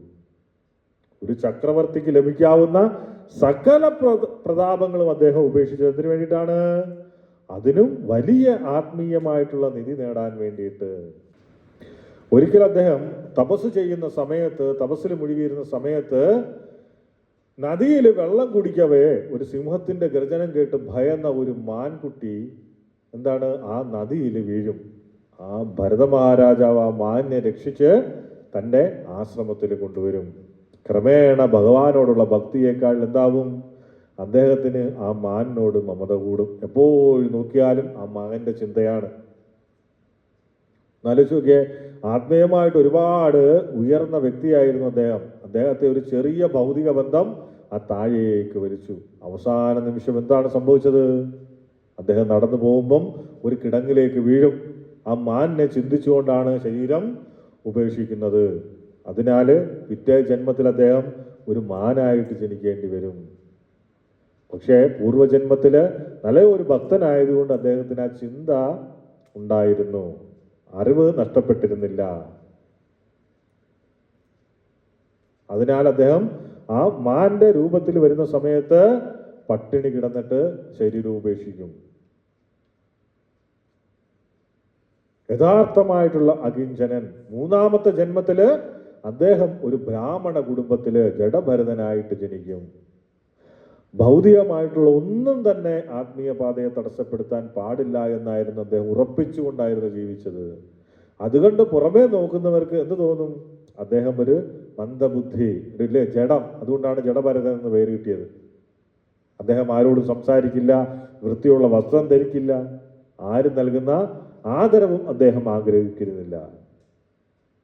ഒരിക്കല് ആ നാട്ടിലെ വലിയൊരു രാജാവ്, രഘുഗണൻ എന്ന് പറയുന്ന രാജാവ് പല്ലക്കിൽ പോകുന്ന സമയത്ത് പല്ലക്ക് ചുമക്കാൻ ഒരാളെയും കൂടി ആവശ്യമുണ്ടായിരുന്നു. അങ്ങനെ ജഡഭരതനെ പിടിച്ച് പല്ലക്ക് ചുമക്കാൻ വേണ്ടിയിട്ട് ഏൽപ്പിക്കും. അങ്ങനെ പല്ലക്ക് ചുമന്നുകൊണ്ട് പോകുന്ന വഴിക്ക് ഉറുമ്പുകൾ നടക്കും. അപ്പം ആ ഉറുമ്പിനെ ചവിട്ടാതിരിക്കാൻ വേണ്ടിയിട്ട് എന്ത് ചെയ്യും? അദ്ദേഹം ചാടിച്ചാടി നടക്കും. ആ ചാടിച്ചാടി നടക്കുന്ന സമയത്ത് ഈ പല്ലക്ക് കുലുങ്ങും. അങ്ങനെ രാജാവ് അദ്ദേഹത്തെ വഴക്ക് പറയാൻ വേണ്ടിയിട്ട് തുടങ്ങും. വഴക്ക് പറയുന്ന സമയത്ത് ഈ ജഡഭരതൻ പറയുന്ന മറുപടി കേട്ട് രാജാവ് ഞെട്ടലുണ്ടാവും. എന്താണ് പറയുന്നത്? രാജാവേ, ഈ ശരീരം ഭാരമാണെന്ന് അങ്ങ് കരുതുന്നു, എന്നാൽ ആത്മാവിനെന്തില്ല? ഭാരമില്ല. അങ്ങ് രാജാവാണെന്നും ഞാൻ പല്ലക്ക് ചുമക്കുന്നവനാണെന്നും കരുതുന്നത് വെറും ഭൗതികമായിട്ടുള്ള ഒരു മൂടുപടം മാത്രമാണ്. എന്ത് മനോഹരമായിട്ടാണ് ആത്മാവിന്റെ കാര്യം പറയുന്നത്. ഈ കഥ നൽകുന്ന പാഠം എന്താണ്? ഭരത മഹാരാജാവ് ഒരു ചക്രവർത്തിയായിരുന്നു. അദ്ദേഹം രാജ്യം ഉപേക്ഷിച്ചത് വെറുതെ അല്ല. എന്തിനു വേണ്ടിയിട്ടാണ്? ആത്മീയമായിട്ടുള്ള ആനന്ദം നേടാൻ വേണ്ടിയിട്ടാണ്. അകിഞ്ചന ഭാവം, തൻ്റെ 3-ാം ജന്മത്തിൽ അദ്ദേഹം അകിഞ്ചനായി ജീവിച്ചു. അദ്ദേഹത്തിന് വീടോ സമ്പത്തോ ശരീര സൗന്ദര്യമോ ഒന്നും ഉണ്ടായിരുന്നില്ല. എന്നാൽ അദ്ദേഹം ഭഗവാനുമായി നിരന്തരം സമ്പർക്കം പുലർത്തിയിരുന്നു. ആഡംബരത്തിന്റെ തടസ്സം എന്ന് പറയുന്ന അതിനും ഉണ്ട് ഇതിനൊരു ഉദാഹരണം. ആ രഘുഗണൻ എന്ന രാജാവിന് പല്ലക്കും പടയാളികളും ഉണ്ടായിരുന്നു. എന്നാൽ ആ ഭൗതിക പുരോഗതി അദ്ദേഹത്തിന് ആത്മീയ സത്യങ്ങൾ കാണാനുള്ള കാഴ്ച നൽകിയില്ല. ഒരു അകിഞ്ചനായിട്ടുള്ള ജഡഭരതൻ ഉപദേശിച്ചപ്പോൾ മാത്രമാണ് ആർക്ക്? ആ രാജാവിന് ജ്ഞാനം ലഭിച്ചത്. ഇതിന്റെ സംഗ്രഹം, ഈ കഥയുടെ സംഗ്രഹം എന്ന് പറയുന്നത്, ഭൗതികമായിട്ടുള്ള നേട്ടങ്ങൾ ഒരുകളെ അഹങ്കാരിയാക്കാം. എന്നാൽ ജഡഭരതനെ പോലെ എല്ലാം ഈശ്വരനാണെന്ന് കാണുന്നവന് ഭൗതികമായ ഇല്ലായ്മകൾ ഒരു പ്രശ്നമേ അല്ല. കാരണം അവന്റെ ഉള്ളിൽ സർവലോകനാഥനായിട്ടുള്ള ആര്? കൃഷ്ണൻ കുടികൊള്ളുന്നു. കൃഷ്ണനുണ്ടെ വേറെ എന്തെങ്കിലും വേണോ ലോകത്ത്? ഒന്നിൻ്റെയും ആവശ്യമില്ല.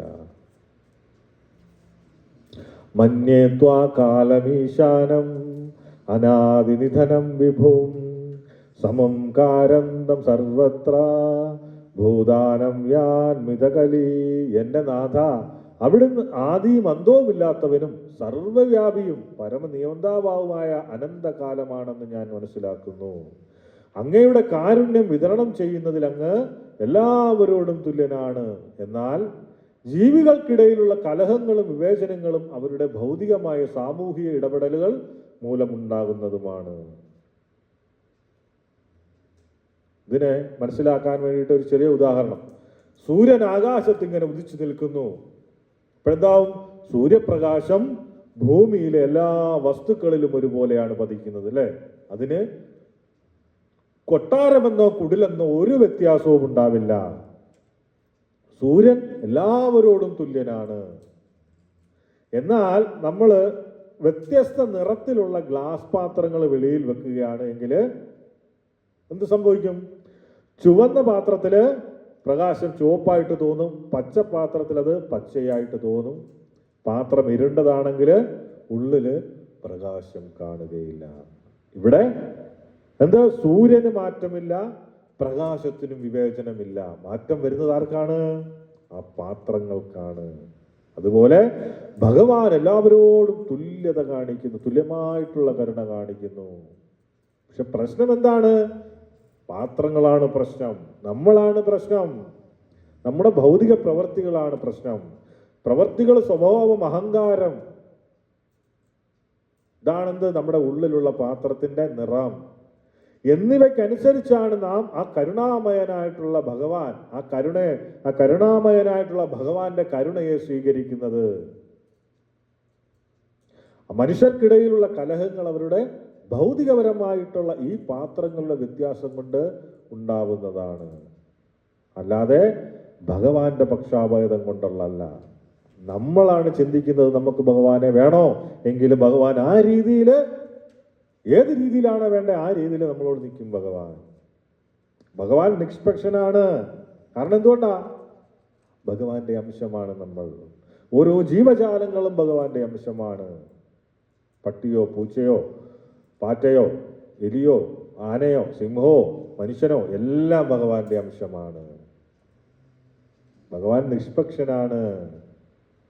നാം അവിടുത്തെ ഭഗവാനെ എങ്ങനെ സമീപിക്കുന്നുവോ ആ ആത്മാർത്ഥതയ്ക്കനുസരിച്ചാണ് എന്ത് നമുക്ക് ഭഗവാനെ അറിയാൻ കഴിയുന്നത്. ആ രീതി, അതാണ് ഭക്തി എന്ന് പറയുന്നത്. ഭക്തി നാം ആഗ്രഹിക്കാതെ തന്നെ നമുക്ക് ദുഃഖങ്ങൾ വരുന്നത് പോലെ നമ്മൾ ചോദിക്കാതെ എന്ത് തന്നെ സുഖങ്ങളും വന്നെത്തും. ഇതെല്ലാം കാലത്താല് മുൻകൂട്ടി നിശ്ചയിക്കപ്പെട്ടതാണ്. ഭഗവാന് ആരോടും ശത്രുതയോ ആരോടും മമതയോ ഇല്ല. ആരോടാണ് കൂടുതൽ മമത ഉള്ളത്? ഒരാളോട് കാണിക്കും, ഭക്തരോട്. അതുകൊണ്ടാണ് ഭഗവാൻ അർജുനനോട് പറയുന്നത്, അർജുന നീ പോയി പറയൂ, എന്റെ ഭക്തർക്ക് ഒരു നാശവും സംഭവിക്കുകയില്ല. മനസ്സിലാക്കുക, നമ്മൾ ഓരോരുത്തരും നമ്മുടെ കർമ്മഫലമാണ് അനുഭവിക്കുന്നത്. നമ്മൾ ഭൗതിക പ്രകൃതിയെ അടക്കി ഭരിക്കാൻ ശ്രമിക്കുന്നത് കൊണ്ടാണ് ഈ പ്രശ്നങ്ങൾ ഉണ്ടാവുന്നത്. ഭൗതിക പ്രകൃതിക്ക് മേല് അധികാരം സ്ഥാപിക്കാൻ ശ്രമിക്കുന്ന മനുഷ്യൻ എന്തു പറ്റും? തന്റെ വിധി സ്വയം എഴുതുകയാണ് ചെയ്യുന്നത്. നവേദ കച്ചിത് ഭഗവാൻ കൃഷിതം തവേഹമാനസ്യ നൃണാം വിഡംബനം നയസ്യ കച്ചിത് ദേദോസ്തി കർഹിചേത് ദേശയസ്മിൻ വിഷമാമതിർനൃണാം. എന്റെ നാഥ, അങ്ങയുടെ ദിവ്യമായ ലീലകൾ മനസ്സിലാക്കാൻ ആർക്കും സാധ്യമല്ല. ഭഗവാന്റെ ലീലകള്, ഗുണങ്ങള് ഒന്നും മനസ്സിലാക്കാൻ ആർക്കും സാധ്യമല്ല. അവ സാധാരണ മനുഷ്യരുടേതുപോലെ തോന്നിപ്പിക്കാം. അതുകൊണ്ട് അങ്ങനെ തോന്നിക്കുന്നത് കൊണ്ടാണ് പലരും വഴിതെറ്റുന്നത്. അങ്ങേക്ക് പ്രത്യേകിച്ച് ആരോടും പ്രീതിയോ വിദ്വേഷവുമില്ല. അങ്ങ് പക്ഷാപാതിയാണ് എന്ന് ആളുകൾ കേവലം സങ്കല്പിക്കുക മാത്രമാണ് ചെയ്യുന്നത്. അതാണ് നമ്മൾ നേരത്തെ പറയുന്നത്, സൂര്യന്റെ കാര്യം പറഞ്ഞത്. സൂര്യപ്രകാശം എല്ലാവർക്കും തുല്യമാണ്. എന്നാൽ അത് പ്രയോജനപ്പെടുത്താനുള്ള ശേഷി ഓരോരുത്തർക്കും വ്യത്യസ്തമായിരിക്കും. ശുദ്ധ ഭക്തര് ഭഗവാനെ സേവിക്കുന്നത് എന്തെങ്കിലും ലാഭം പ്രതീക്ഷിച്ച് അല്ല. എന്നാൽ കഷ്ടത അനുഭവിക്കുന്നവരും ആവശ്യക്കാരുമായിട്ടുള്ള മിശ്രഭക്തര് തങ്ങളുടെ ആവശ്യം നിറവേറ്റാൻ വേണ്ടി മാത്രം ഭഗവാനെ സമീപിക്കുന്നു. അവര് എന്താണ് പ്രശ്നം? ആവശ്യം കഴിഞ്ഞു കഴിഞ്ഞാൽ അവര് ഭഗവാനെ മറക്കും. നമ്മൾ മനസ്സിലാക്കുക, ഭഗവാന്റെ കരുണ എല്ലാവർക്കുമായിട്ട് തുറന്നിട്ടിരിക്കുകയാണ്. അത് സ്വീകരിക്കുന്നതിലാണ് വ്യത്യാസം വരുന്നത്. കുരുക്ഷേത്ര യുദ്ധക്കളത്തില് മരിച്ചു വീണ എല്ലാവർക്കും മോക്ഷം ലഭിച്ചു. അതിൽ നിന്നെന്താണ് മനസ്സിലാക്കേണ്ടത്? ആ നിഷ്പക്ഷത, ഭഗവാന്റെ നിഷ്പക്ഷമായിട്ടുള്ള കാരുണ്യത്തിന്റെ തെളിവാണത്. അതുകൊണ്ട് തന്നെ മനസ്സിലാക്കുക, ഭഗവാൻ പക്ഷാഭേദിയാണ് എന്ന് കരുതരുത്. കാരണം ഇപ്പൊ ചോദിക്കാം, എന്നാ പിന്നെ നമ്മളും തെറ്റ് ചെയ്താലും ഭഗവാൻ അങ്ങനെ കാണിച്ചുകൂടായിരുന്നു. പക്ഷേ അത് ഭഗവാന് വേണ്ടി വന്നവരായിരുന്നു. ഭഗവാന്റെ ലീലയുടെ ഭാഗമായിരുന്നു അവരെല്ലാം. ഭഗവാനെ കണ്ടുകൊണ്ടാണ് അവരെല്ലാം മരിക്കുന്നത്. പിന്നെയോ ധർമ്മക്ഷേത്രേ കുരുക്ഷേത്രേ, ധർമ്മത്തിന്റെ സ്ഥലമായിട്ടുള്ള കുരുക്ഷേത്രത്തിൽ വെച്ചായിരുന്നു ആ യുദ്ധം നടന്നത്.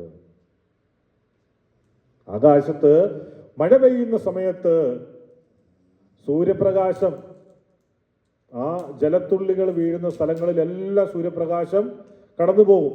പിന്നെയോ ആ മഴ പെയ്യുന്ന സമയത്ത് മഴ കഴിയുമ്പോൾ എന്താണ്? മഴവില്ലുണ്ടാകും. മഴവില്ലിന് എത്ര നിറങ്ങളാണ്? 7 നിറങ്ങള്. ഒരാൾക്ക് ചുവപ്പ് നിറത്തോടും ഒരാൾക്ക് നീല നിറത്തോടും ഇഷ്ടം തോന്നാം. എന്നാൽ സൂര്യപ്രകാശം ഇതിലേതെങ്കിലും ഒരു നിറത്തിന് മാത്രമായി മുൻഗണന നൽകുന്നുണ്ടോ? ഒരു നിറം കൂടുതൽ, ഒരു നിറം കുറവ്, അങ്ങനെ വല്ലതും ചെയ്യുന്നുണ്ടോ? ഇല്ല. കാരണം സൂര്യപ്രകാശം എന്ന് പറയുന്നത് വെളുത്തതാണ്, അത് നിഷ്പക്ഷമാണ്. അത് കടന്നു പോകുന്ന മാധ്യമത്തിനനുസരിച്ചാണ്, അല്ലെങ്കിൽ നമ്മുടെ കാഴ്ചപ്പാട്, അല്ലെങ്കിൽ നമ്മുടെ കർമ്മം നമുക്ക് ഓരോ നിറങ്ങളായിട്ട് അനുഭവപ്പെടുന്നത്. അതുപോലെയാണ് നമ്മുടെ കർമ്മത്തിനും നമ്മുടെ കാഴ്ചപ്പാടിനും അനുസരിച്ചാണ് നമ്മുടെ ജീവിതവും നമ്മുടെ ജീവിത ചുറ്റുപാടുകളും. അതുപോലെ ഭഗവാൻ എല്ലാവർക്കും ഒരുപോലെയാണ്. ഭഗവാൻ അവിടുന്ന് കരുണാമയനായും ശത്രുക്കൾക്ക് അവിടുന്ന് എന്താണ്? ഭയപ്പെടുത്തുന്നവനായും അനുഭവപ്പെടുന്നത് അവരുടെ ഉള്ളിലുള്ള ഭാവം കൊണ്ട് മാത്രമാണ്. അപ്പം ശത്രുക്കൾക്ക് ഭഗവാനെ കാണുമ്പോൾ പേടി തോന്നും. അതേ മനുഷ്യന് തന്നെ, ആ മനുഷ്യരൂപത്തിലുള്ള ആൾക്കാർ തന്നെ എന്താണ്? പേടിയില്ലാതെ സ്നേഹവും തോന്നും. എന്തുകൊണ്ടാ? അവരുടെ ഉള്ളിലുള്ള ഭാവം. അതിനെയാണ് എന്ത് പറയുന്നത്? യഥാമാം പ്രപത്യന്തേ താസ്തദൈവ ഭജാമ്യഹം,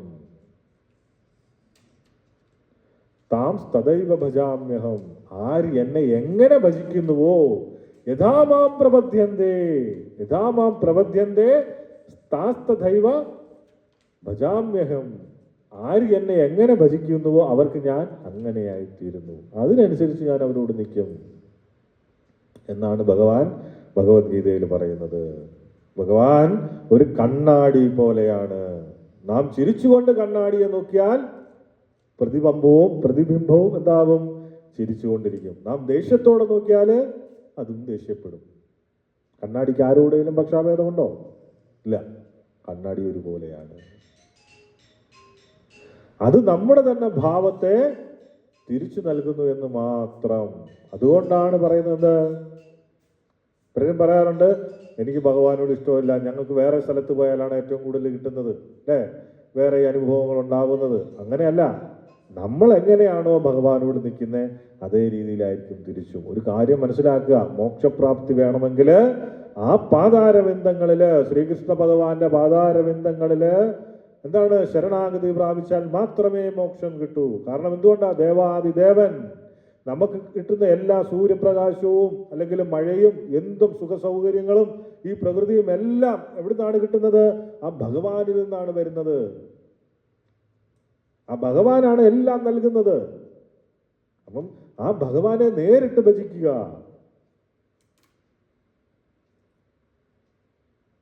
ആ നല്ല ഭാവത്തോടുകൂടി ഭജിക്കുക. നമ്മൾ എങ്ങനെയാണോ ഭഗവാനോട് നിൽക്കുന്നത്, ഒരുപാട് ബുദ്ധിമുട്ട് തരുന്ന സമയത്ത് എന്ത് ചിന്തിക്കണം? ഈ ശരീരം താൽക്കാലികം, ഈ ദുഃഖം താൽക്കാലികമാണ് എന്ന് ചിന്തിക്കുക. അല്ലാതെ വേറെ ഏതെങ്കിലും ദേവന്റെ ദേവിയുടെ ക്ഷേത്രത്തിൽ പോയിട്ട് പരിഹാരം കാണുകയല്ല വേണ്ടത്. അതൊക്കെ താൽക്കാലികമാണ്. അവിടെയും എല്ലാം കൊടുക്കുന്നത് ആരാണ്? ഭഗവാനാണ്. അപ്പൊ ഭഗവാനിൽ ഉറച്ചു നിൽക്കുക. കുന്തിദേവിയും പഠിപ്പിക്കുന്നത് അത് തന്നെയാണ്. ജന്മകർമ്മം വിശ്വാത്മൻ അജസ്യ കർത്തോരാത്മനാ തിര്യങ്ന ശിശുയതസു തദ് അത്യന്ത വിഡംബനം. ഈ പ്രാർത്ഥനയില് കുന്തിദേവി ഭഗവാന്റെ പരസ്പര വിരുദ്ധമെന്ന് തോന്നുന്ന ലീലകളെയാണ് വർണ്ണിക്കുന്നത്. എന്താണ് പരസ്പര വിരുദ്ധം? സാധാരണ മനുഷ്യന്റെ ബുദ്ധി കൊണ്ട് അളക്കാൻ കഴിയാത്ത ഭഗവാന്റെ വിസ്മയകരമായ സ്വഭാവത്തെയാണ് ഇത് കാണിച്ചു തരുന്നത്. ഇവിടെ എന്താണ് കുന്തിദേവി പറയുന്നത്? ഹേ പ്രപഞ്ചനാഥ, ജന്മകർമ്മം വിശ്വാത്മൻ, അവിടുന്ന് അകർമ്മിയായിരിക്കെ തന്നെ ഇത് കർമ്മം ചെയ്യാത്തവനാണ് എന്ന് ഇരിക്കെ തന്നെ കർമ്മങ്ങൾ ചെയ്യുന്നവനാണെന്നും സകലതിനും ജീവൻ നൽകുന്നവനും ജനനമില്ലാത്തവനും ആയിരിക്കെ തന്നെ എന്താണ് ജനനമെടുക്കുന്നു എന്നതും തീർച്ചയായിട്ടും വിസ്മയകരമാണ്. ഭഗവത്ഗീതയുടെ ക്ലാസ്സിൽ ഇതിനെക്കുറിച്ച് വിശദമായിട്ട് പറയുന്നുണ്ട്. അതിൽ ശ്രദ്ധിച്ചാൽ മതി. ഹേ പ്രപഞ്ചനാഥ, അവിടുന്ന് അകർമ്മിയായിരിക്കെ തന്നെ കർമ്മങ്ങൾ, ഭഗവാൻ ഒന്നും ചെയ്യേണ്ടതില്ല, എന്നിട്ടും ഭഗവാൻ കർമ്മങ്ങൾ ചെയ്യുന്നു. പിന്നെ സകലത്തിനും ജീവനും നൽകുന്നു. ജനിക്കുന്നില്ല എങ്കിൽ തന്നെ ജനനവും എടുക്കുന്നു. അതൊക്കെ വിസ്മയകരമാണ്. ഭഗവാൻ ഇതിന്റെ ഒന്നിന്റെ ആവശ്യമില്ല, എങ്കിലും ഇതെല്ലാം ഭഗവാൻ ചെയ്യുന്നുണ്ട്. അവിടുന്ന് മൃഗങ്ങൾക്കിടയിലും മനുഷ്യർക്കിടയിലും മുനിമാർക്കിടയിലും ജലജീവികൾക്കിടയിലും അവതരിക്കുന്നു. സത്യമായിട്ടും ഇതെന്താണ്? അത്ഭുതകരമാണ് എന്ന് കുന്തിദേവി പറയുകയാണ്. ഭഗവാന്റെ ലീലകള് മനുഷ്യബുദ്ധിക്ക് അഗ്രാഹ്യമാണ്. അവിടുന്ന് എന്താണ്? പരമാത്മാവാണെങ്കിലും മൃഗങ്ങൾക്കിടയില് അല്ലെ വരാഹമായും, മനുഷ്യർക്കിടയില് രാമനായും കൃഷ്ണനായും, മുനിമാർക്കിടയില് നാരായണനായും, ജലജീവികൾക്കിടയിൽ മത്സ്യമായും അവതരിക്കുന്നു. ഇതിനെയാണ് കുന്തിദേവി അവിടെ ആ പരാമർശം നടത്തിയത്. ഭഗവാന് പ്രത്യേകിച്ചൊന്നും ചെയ്യാനില്ലെന്നും അവിടുന്ന് ജനനമില്ലാത്തവനാണെന്നും വേദങ്ങൾ പറയുന്നു. അവിടുത്തേക്ക് തുല്യനായോ മുകളിലോ ആരും തന്നെയില്ല. ഭഗവാന്റെ വൈവിധ്യമായിരുന്ന ശക്തികളാൽ എല്ലാം സ്വയമേ കൃത്യമായിട്ട് നടക്കുന്നു. സ്വതവേ തന്നെ ഇതെല്ലാം കൃത്യമായിട്ട് നടക്കുന്നു. ഇതിന് ഒരു ഏറ്റവും മികച്ച ഉദാഹരണമാണ് ബ്രഹ്മവിമോഹന ലീല. ഭാഗവതത്തില് ഒരിക്കലും വൃന്ദാവനത്തില് ഗോപന്മാരോടൊപ്പം കൂട്ടുകാരോടൊപ്പം പുഴയരികയിലിരുന്ന് ഭക്ഷണം കഴിക്കുന്ന സമയത്ത് ആ ഭഗവാൻ തൻ്റെ കൂട്ടുകാരോടൊപ്പം ഇരുന്ന് കഴിക്കുകയാണ്. അവരുടെ പാത്രത്തിൽ നിന്നും ഭഗവാൻ ആഹാരം മേടിച്ച് കഴിക്കുന്നു, സാധാരണ കുട്ടികളെ പോലെ ഓടിക്കളിക്കുന്നു. ഇതെല്ലാം കണ്ട സമയത്ത് ബ്രഹ്മാവിന് ഒരു സംശയം, ഇതാണോ പ്രപഞ്ചത്തിന്റെ നാഥനായിട്ടുള്ള പരബ്രഹ്മം? ഇതിപ്പം വെറും ഒരു ബാലനെ പോലെയാണല്ലോ ഇവർ പെരുമാറുന്നത്. അങ്ങനെ ബ്രഹ്മാവ് ഭഗവാനെ പരീക്ഷിക്കാൻ വേണ്ടിയിട്ട് തീരുമാനിക്കും. അങ്ങനെ അദ്ദേഹം എന്ത് ചെയ്യും? പശുക്കളെയും കൂട്ടുകാരെയും എല്ലാം ഒളിപ്പിച്ചു വെക്കും. എന്നാലും നിമിഷ നേരം കൊണ്ട് ഭഗവാൻ അത്രയും പശുക്കളെയും കൂട്ടുകാരുമായിട്ട് സ്വയം ആ പശുക്കളായിട്ടും ഗോപന്മാരുമായിട്ട് മാറും. ആ വിശ്വരൂപത്തിന്റെ വേറൊരു ഭാവം. ഓരോ വീട്ടിലും കൃഷ്ണൻ തന്നെ കുട്ടിയായും പശുക്കിടായിട്ടും ഒരേ സമയം ജീവിച്ചു. തിരിച്ചു വന്ന ബ്രഹ്മാവ് കണ്ടത് ആയിരക്കണക്കിന് കൃഷ്ണന്മാരെയാണ്. ഓരോ കൃഷ്ണന്റെ ഉള്ളിലും പ്രപഞ്ചങ്ങൾ ഇങ്ങനെ ഉദിച്ചു നിൽക്കുന്നു. അതിബുദ്ധിമാനായിട്ടുള്ള ബ്രഹ്മാവ് പോലും ഭഗവാന്റെ ഈ ലീലയിൽ അമ്പരന്ന് പോയി. ഒടുവിൽ ബ്രഹ്മാവ് ഭഗവാന്റെ പാതാരബിന്ദങ്ങളിൽ വീണിട്ട് മാപ്പ് പറയും. ഈ കഥ മനസ്സിലാക്കേണ്ടത്, നമ്മുടെ അറിവോ പദവിയോ കൊണ്ട് ഭഗവാനെ അളക്കാൻ ശ്രമിച്ചാൽ നമ്മൾ തോറ്റു പോവുകയുള്ളൂ. ഭഗവാൻ ഒരേ സമയം കൊച്ചു കുട്ടിയായിട്ടും സർവശക്തനായിട്ടുള്ള നാഥനായിട്ടും ഇരിക്കും. ഇതൊക്കെ മനസ്സിലാക്കണമെങ്കിലും എന്ത് വേണം? സ്നേഹം കൊണ്ട് മാത്രമേ മനസ്സിലാക്കാൻ വേണ്ടിയിട്ട് സാധിക്കൂ. സൂര്യനെ ഒരു ചെറിയ ടോർച്ച് കൊണ്ട് കാണാൻ ശ്രമിക്കുന്നത് പോലെയാണ് യുക്തി കൊണ്ട് ദൈവത്തെ കാണാൻ ശ്രമിക്കുന്നത്. സൂര്യൻ ഉദിക്കുമ്പോഴ് എല്ലാം സ്വയം വെളിവാകുന്നത് പോലെ ഭക്തിയുള്ള ഹൃദയങ്ങളിൽ ഭഗവാൻ സ്വയം വെളിപ്പെടുന്നു. അവിടുന്ന് മൃഗമായോ മനുഷ്യനായോ വരുന്നത് നമ്മുടെ കണ്ണുകൾ വരുന്നത് നമ്മുടെ പരിമിതമായ കണ്ണുകൾക്ക് മുന്നിൽ മാത്രം. യഥാർത്ഥത്തിൽ അവിടുന്ന് എപ്പോഴും മാറ്റമില്ലാത്ത പരമസ്വരൂപം, പരമാത്മാ സ്വരൂപമായി തന്നെ നിലകൊള്ളുന്നു. ഗോപേ യദാദേ ത്വയി കൃതഗാസി ധാമ തവ യാദേ ദശാസ്തു കരിലാഞ്ജന സംഭ്രമാക്ഷം വക്ത്രം നിനിയ ഭയഭാവനായ സ്ഥിതസ്യ സമാവിമോഹദേ ഭീരഭിയദ്വിഭേദി. ഭഗവാന്റെ പരമമായിട്ടുള്ള ഐശ്വര്യവും ഭക്തന്റെ വാത്സല്യത്തിന് മുന്നിൽ അവിടുന്ന് കാണിക്കുന്ന വിനയവും തമ്മിലുള്ള വൈരുദ്ധ്യം ആണ് ഇവിടെ കുന്തിദേവി വർണ്ണിക്കുന്നത്. എൻ്റെ പ്രിയപ്പെട്ട കൃഷ്ണ, അവിടുന്ന് വെണ്ണക്കലം വെണ്ണക്കലമുടച്ച് കുസൃതി കാട്ടിയ സമയത്ത് അങ്ങയെ കെട്ടിയിടാൻ വേണ്ടിയിട്ട് യശോദാമ്മ ഒരു കയറെടുത്തു. അപ്പോഴങ്ങയുടെ വിറയ്ക്കുന്ന കണ്ണുകളിൽ നിന്നും കണ്ണുനീരൊഴുകുകയും അത് അങ്ങയുടെ കൺമഷി പടർത്തുകയും ചെയ്തു. ഭയം എന്ന വികാരം പോലും ആരെ കൊണ്ട് ഭയപ്പെടുത്തുന്നുവോ അവിടുന്ന് യശോദാമ്മയെ പേടിച്ച് ഭയത്താൽ നിൽക്കുന്ന ഒരു കാഴ്ച എന്നെയും ഏവരെയും അമ്പരപ്പിക്കുന്നു. ഭഗവാൻ ഇതിന്റെ വല്ല ആവശ്യമുണ്ടോ? അതാണ് ഭഗവാന് ലീലകള് ഭക്തരുടെ സന്തോഷത്തിന് വേണ്ടിയിട്ട്. ആ വെണ്ണ കട്ട് തിന്നുന്ന സമയത്ത് യശോദാമ്മ വരുന്ന സമയത്ത് കലമെല്ലാം ഉടച്ചു നീക്കും. കലമെല്ലാം അടുക്കി വെച്ചിരിക്കുന്ന കലത്തിന്റെ ഏറ്റവും താഴത്തെ കലത്തില് എറിഞ്ഞ് ഉടയ്ക്കുന്ന സമയത്ത് എല്ലാ കലവും ഇവിടെ താഴെ വീഴും. അതിനെയാണ് ഇവിടെ കുന്തിദേവി സ്മരിക്കുന്നത്. ആ സമയത്ത് കണ്ണുനീര് തുടച്ചുകൊണ്ടല്ലേ ഇങ്ങനെ കയ്യിൽ വെച്ചിട്ട് കണ്ണുനീര് തുടയ്ക്കുന്ന സമയത്ത് ആ കൺമഷിയെല്ലാം ഒഴുകുന്നു കണ്ണുനീരിന്റെ കൂടെ. അതാണ് ഇവിടെ ആ ഒരു ഭാവത്തെയാണ് കുന്തിദേവി വർണ്ണിക്കുന്നത്. ഭഗവാൻ ശക്തനാണെങ്കിൽ പോലും തന്റെ ഭക്തരുടെ നിഷ്കളങ്കമായിട്ടുള്ള സ്നേഹത്തിന് മുന്നിൽ ഭഗവാൻ കീഴടങ്ങാൻ വേണ്ടിയിട്ട് ആഗ്രഹിക്കുന്നു. കാരണം ഒരു സാധാരണയായിട്ടൊരു ഭക്തൻ ഭഗവാനെ ഭയഭക്തി ബഹുമാനങ്ങളോടെ ആരാധിക്കുന്നു. അതുകൊണ്ടാണ് തന്നേക്കാള് പ്രാധാന്യം ഭക്തർക്ക് ഭഗവാൻ നൽകുന്നത്. അതുകൊണ്ടാണ് ഗോലോക വൃന്ദാവനത്തില് അദ്ദേഹത്തിന്റെ സുഹൃത്തുക്കൾ അദ്ദേഹത്തെ തങ്ങളിൽ ഒരാളായിട്ട് കാണുന്നത്. മാതാപിതാക്കൾ അദ്ദേഹത്തെ വെറും ഒരു കുഞ്ഞായും കരുതുന്നത്. വേദമന്ത്രങ്ങളെക്കാൾ ഭഗവാൻ ഇഷ്ടപ്പെടുന്നത് തന്റെ ഭക്തരുടെ ശാസനകളും പിണക്കങ്ങളുമാണ്. ഭക്തി. യശോദാമ്മയുടെ വെണ്ണ മോഷ്ടിക്കുകയും പാത്രങ്ങളുടെ അത് കുരങ്ങന്മാർക്ക് അതിൽ നിന്നും വെണ്ണ വിതരണം ചെയ്യുകയും ചെയ്തപ്പോഴ് ഒരു സാധാരണ കുട്ടിയെ പോലെ ശിക്ഷിക്കാൻ വേണ്ടിയിട്ട് യശോദാമ്മ ശ്രമിച്ചു. അപ്പോൾ ലോകത്തില് എല്ലാ ഭയങ്ങളും ആരെയാണോ ഭയപ്പെടുത്തുന്നത് ആ ഭഗവാൻ തൻ്റെ അമ്മയുടെ കയ്യിലെ കയർ കണ്ടിട്ട് പേടിച്ചു കരയുന്നു.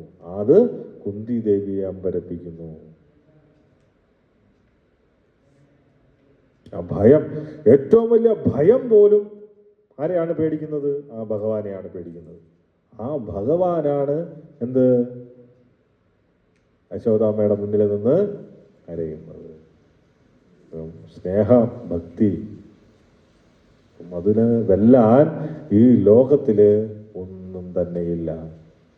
ഈ 7-14 ലോകമെന്നല്ല, അതിനുപരി എവിടെ ആധ്യാത്മിക ലോകത്തിൽ പോലും പോയാലും ഭക്തിക്കപ്പുറം ഒന്നും തന്നെയില്ല. ഭക്തി, അതും ഹൃദയശുദ്ധിയോടുകൂടി വരുന്ന ഭക്തന്റെ ഭക്തി.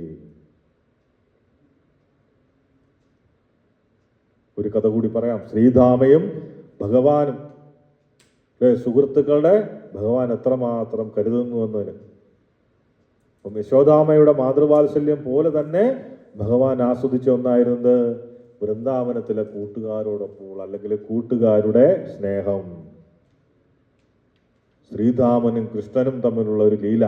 ശ്രീധാമൻ ഒരിക്കല് വനത്തില് പന്ത് കളിച്ചുകൊണ്ടിരിക്കുന്ന സമയത്ത് ഭഗവാൻ കളിയിൽ തോക്കും. അപ്പം ഗോപാലന്മാരുടെ നിയമപ്രകാരം എന്താണ്? തോറ്റവര് ജയിച്ചവരെ എടുത്തെന്ത് വേണം? ചുമലില് ഏറ്റി നടക്കണം. ഇവിടെ തോറ്റതാരാണ്? പ്രപഞ്ചനാഥനായിട്ടുള്ള കൃഷ്ണൻ. ജയിച്ചതോ ശ്രീധാമനും. സാധാരണയായിട്ട് ഭഗവാൻ കൃഷ്ണൻ ദൈവമാണെന്ന് അറിഞ്ഞിരുന്നെങ്കിൽ ശ്രീധാമൻ ഭക്തിയോടുകൂടി മാറി നിൽക്കുമായിരുന്നു. എന്നാൽ ഭഗവാൻ തന്റെ യോഗമായ എന്ന ശക്തിയാൽ എന്താവും? താം ദൈവമാണെന്നുള്ള കാര്യം അവരെ എല്ലാവരെ കൊണ്ടും മറപ്പിച്ചു വെക്കും. അതാണ് ഭഗവാൻ ലീലകൾ ആടുന്ന സമയത്ത് ആർക്കും മനസ്സിലാവാത്തത്. ആ ഏരിയ മൊത്തം എന്ത് ചെയ്യും? ഭഗവാന്റെ യോഗമായയില് കവർ ചെയ്യും. അങ്ങനെ ഇതും മറപ്പിച്ചു. അതിനാൽ ശ്രീധാമൻ എന്ത് പറയും? കളിയിൽ തോറ്റു, നീ തോറ്റുപോയി, ഇനി എന്ത് വേണം?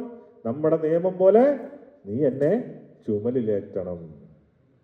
ആ സർവചരാചരങ്ങളെയും തൻ്റെ ഉള്ളിൽ വഹിക്കുന്ന പരമാത്മാവ് തൻ്റെ സുഹൃത്തായിട്ടുള്ള ശ്രീധാമനെ ചുമലിലേറ്റി വനത്തിലൂടെ നടന്നു. സ്വർഗത്തിലെ ദേവന്മാർ ആകാശം നിറഞ്ഞു നിന്ന് ആ കാഴ്ച കണ്ട് അത്ഭുതപ്പെട്ടു. അവർ സ്തുതിക്കുന്ന പരബ്രഹ്മമാണ് അവിടെ വെറും ഒരു കുട്ടിയുടെ ചുമലിരുന്ന് സവാരി ചെയ്യുന്നത്, അല്ലെങ്കിൽ ഒരു കുട്ടിയെ ചുമലിലേറ്റി നടക്കുന്നത് ആരാണ്? അവരെല്ലാം സ്തുതിക്കുന്ന പരബ്രഹ്മം. അതാണ് ഭക്തരോടുള്ള ഭഗവാന്റെ സ്നേഹം. വേറെ എന്തിനെക്കാട്ടിലും, വേദമന്ത്രങ്ങളെക്കാട്ടിലും, സ്വത്തിനെക്കാട്ടിലും, സമ്പത്തിനെക്കാട്ടിലും, സൗന്ദര്യത്തെക്കാട്ടിലും എല്ലാം ഭഗവാൻ എന്താണ് വേണ്ടത്? ഭഗവാന് വേണ്ടത് ഭക്തി, ഭഗവാനോടുള്ള അഹൈത്തുകമായിട്ടുള്ള സ്നേഹം. ആ സ്നേഹമുണ്ട് എങ്കിൽ നമ്മുടെ തേരാളിയായിട്ടും ഭഗവാൻ വരും. നമ്മളെയും തോളിലേറ്റി ഭഗവാൻ സഞ്ചരിക്കും. അതാണ് ആര്? ഭഗവാൻ. ആ ഭഗവാനെ കിട്ടാൻ വേണ്ടിയിട്ട് ആണ് നമ്മളെല്ലാം എന്ത് ചെയ്യുന്നത്? ഈ ഭഗവാന്റെ കഥകൾ കേൾക്കുകയും ഭഗവത്ഗീത പഠിക്കുകയും ഭാഗവതം കേൾക്കുകയും ഒക്കെ ചെയ്യുന്നത്. ആ ഭഗവാൻ പറയുന്നതനുസരിച്ച് നമ്മൾ ജീവിച്ച് ഭഗവാനോട് പ്രേമപൂർവ്വമുള്ള ഭക്തി ഉണ്ടാക്കിയാൽ മാത്രം മതി. ഈ ലോകത്ത് വേറെ ഒന്നും നമുക്ക് ചെയ്യാനില്ല. വേറെ ഒരു കഷ്ടപ്പാടും നമുക്കില്ല. വേറെ ഒരു രീതിയിലും നമ്മൾ കഷ്ടപ്പെടേണ്ട ആവശ്യം വരില്ല. ഭഗവാൻ നമ്മുടെ ഒരു നോട്ടത്തിന് വേണ്ടിയിട്ട് വെയിറ്റ് ചെയ്യുകയാണ്. കേസിദാഹൂരജം ജാതം പുണ്യശ്ലോകസ്യ കീർത്തയേ യദോ പ്രിയസ്യാന്വയേ മലയസ്യേവ ചന്ദനം. ഭഗവാന്റെ അവതാര ലക്ഷ്യങ്ങളെ കുറിച്ചുള്ള കുന്തി ദേവിയുടെ വിസ്മയം തുടരുന്ന മനോഹരമായ ഒരു ഭാഗമാണിത്. ഇതിന്റെ കേസിദാഹൂർ അജം ജാതം, പുണ്യശ്ലോകരായ രാജാക്കന്മാരുടെ കീർത്തി വർദ്ധിപ്പിക്കാനാണെന്ത് ജനനമില്ലാത്ത അവിടുന്ന് ജനിക്കുന്നതെന്ന് ചിലര് പറയുന്നു. എന്നാൽ മറ്റു ചിലർ പറയുന്നത് അങ്ങയുടെ പ്രിയ ഭക്തനായ യദുരാജാവിനെ സന്തോഷിപ്പിക്കാനാണ് അവിടുന്ന് ജനിക്കുന്നതെന്നാണ്. മലയസ്യേവ ചന്ദനം, മലയ പർവ്വതത്തിൽ ചന്ദനം ഉത്ഭവിക്കുന്നത് പോലെ അവിടുന്ന് യദുകുലത്തില് അവതരിച്ചു ആണ് ഈ ശ്ലോകത്തിന്റെ അർത്ഥം. മലയ പർവ്വതത്തിലെ ചന്ദനം, മലയ പർവ്വതത്തിലെ ചന്ദനത്തോടാണ് ഇവിടെ ഇതിനെ ഉപമിച്ചിരിക്കുന്നത്. അതിൻ്റെ ഖ്യാതി വർദ്ധിപ്പിക്കാനായിട്ട് ആ ചന്ദനവും മലയപർവ്വതവും, ഈ വരികളില് മലയപർവ്വതത്തിലെ ചന്ദനം എന്ന ഉപമ അത് പറയുന്നുണ്ട്. അതിന് ആഴമേറിയ ഒരു അർത്ഥമുണ്ട്. എന്താണ്? ദക്ഷിണ ഭാരതത്തിലെ മലയപർവ്വം എന്ന് പറയുന്നത് ദക്ഷിണ ഭാരതത്തില്, അത് അവിടെ ഈ ചന്ദന മരങ്ങൾക്ക് പ്രസിദ്ധമാണ് ആ പർവ്വതം. യഥാർത്ഥത്തില് മലയപർവ്വതത്തിൽ മാത്രമല്ല എന്തുള്ളത്? ചന്ദനമുള്ളത്. എന്നാൽ ഈ മലയപർവ്വതത്തിലെ ചന്ദനം ലോക പ്രശസ്തമാണ്. ചന്ദനമരം അവിടെ വളരുന്നത് കൊണ്ട് ആ മലയപർവ്വതത്തിന് പ്രത്യേകമായിട്ടുള്ള ഒരു മഹിമ ലഭിക്കുന്നു. കാറ്റ് ആ പർവ്വതത്തിലൂടെ കടന്നു പോകുമ്പോൾ അത് ചന്ദനത്തിന്റെ സുഗന്ധം വഹിച്ചുകൊണ്ട് ലോകമെന്നും ആ സുഗന്ധം പരത്തുന്നു. അതുപോലെയാണ് എന്ത്? ഭഗവാന്റെ അവതാരവും. ഭഗവാൻ സർവ്വവ്യാപിയാണ്. അവിടത്തേക്ക് ഒരു പ്രത്യേകമായി ഒരു കുലത്തിലോ കുടുംബത്തിലോ ജനിക്കേണ്ട ആവശ്യമില്ല. എങ്കിലും തൻ്റെ പ്രിയ ഭക്തനായ യദു മഹാരാജാവിന്റെ കീർത്തി ലോകമെങ്ങും പരത്താനായി അവിടുന്ന് ആ വംശത്തിൽ ജനിക്കാൻ തീരുമാനിച്ചു. ചന്ദനം മലയപർവ്വതത്തിന് എങ്ങനെ സുഗന്ധം നൽകുന്നുവോ അതുപോലെ കൃഷ്ണൻ യദുകുലത്തിന് അനശ്വരമായിട്ടുള്ള പ്രശസ്തി നൽകി. ഭക്തന്റെ വാത്സല്യം. ഭഗവാൻ ജനിക്കുന്നത് തൻ്റെ ഭക്തരുടെ ആഗ്രഹം നിറവേറ്റാനാണ്. യദുരാജാവിനെ പോലെയുള്ള ഭക്തർക്ക് നൽകിയ വാക്ക് പാലിക്കാനാണ് അവിടുന്ന് അവതാരമെടുക്കുന്നത്. ചന്ദനം ഒരു സ്ഥലത്ത് വളരുന്നത് ആ സ്ഥലത്തോടുള്ള പക്ഷാഭേദം കൊണ്ടല്ല, മറിച്ച് അവിടുത്തെ സാഹചര്യം കൊണ്ടാണ്. അതുപോലെ ഭഗവാൻ ഒരു കുടുംബത്തിൽ ജനിക്കുന്നത് ആ കുടുംബത്തിന് എന്താണ്? മാതൃകയാക്കി മാറ്റാനാണ്. ആ കുടുംബത്തെ ലോകത്തിന് മാതൃകയാക്കി മാറ്റാനാണ്. നമുക്കൊക്കെ മാതൃകയാക്കി മാറ്റാനാണ് ഭഗവത്ഗീത അർജുനനോട് ഉപദേശിച്ചത്. അതുപോലെയാണ് എന്ത്? ഭഗവാൻ ആടിയ ലീലകളും. ഏത് രീതിയിലാണ് ഭഗവാൻ ലീലയാടി? ഒരുപാട് ലീലകളുണ്ട്. പക്ഷെ അത് നമ്മൾ ആധ്യാത്മികപരമായിട്ട് വേണം അതെടുക്കാൻ. ഭൗതികപരമായിട്ട് എടുത്തു കഴിഞ്ഞാൽ അത് വേറെ രീതിയിലായി പോകും, അല്ലേ? അപ്പം ആത്മീയ പുരോഗതി ലക്ഷ്യം വെച്ചുകൊണ്ടാണ് നമ്മൾ ഓരോന്നും എടുക്കേണ്ടത്, ജീവിത പാഠമാക്കേണ്ടത്. ഭഗവാനെ അനുകരിക്കുകയല്ല വേണ്ടത്, പിന്നെയോ അതിൽ നിന്നുള്ള തത്വം മനസ്സിലാക്കുകയാണ് വേണ്ടത്. മലയപർവ്വതത്തിലെ ചന്ദനം, ആ ഒരു കഥയിൽ നിന്ന് എന്താണ് നമ്മൾ മനസ്സിലാക്കേണ്ടത്?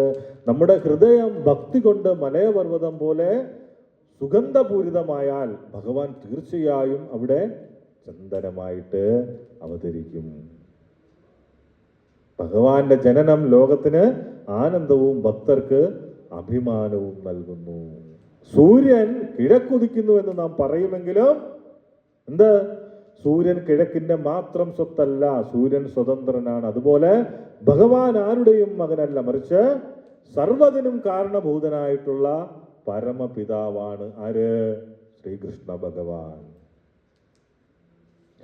ദൈവം നമ്മുടെ മകനായോ സുഹൃത്തായോ വരുന്നത് ഭഗവാന്റെ നിസ്സഹായത കൊണ്ടല്ല, അങ്ങനെ മനസ്സിലാക്കരുത്. പിന്നെയോ മറിച്ച് നമ്മുടെ സ്നേഹത്തിന് ഭഗവാൻ നൽകുന്ന വില കൊണ്ടാണ്. സൂര്യൻ കിഴക്കുദിക്കുന്നത് കിഴക്കിനോടുള്ള പ്രത്യേക ഇഷ്ടം കൊണ്ടല്ല, മറിച്ച് ലോകത്തിന് മൊത്തവും വെളിച്ചം നൽകാനാണ്. ലോകത്തിന് മൊത്തത്തിൽ വെളിച്ചം നൽകാനാണ്. അതുപോലെ ഭഗവാന്റെ അവതാരങ്ങള് ലോകത്തിന് ധർമ്മത്തിന്റെ വെളിച്ചം നൽകുന്നു. അപരേ വാസുദേവസ്യ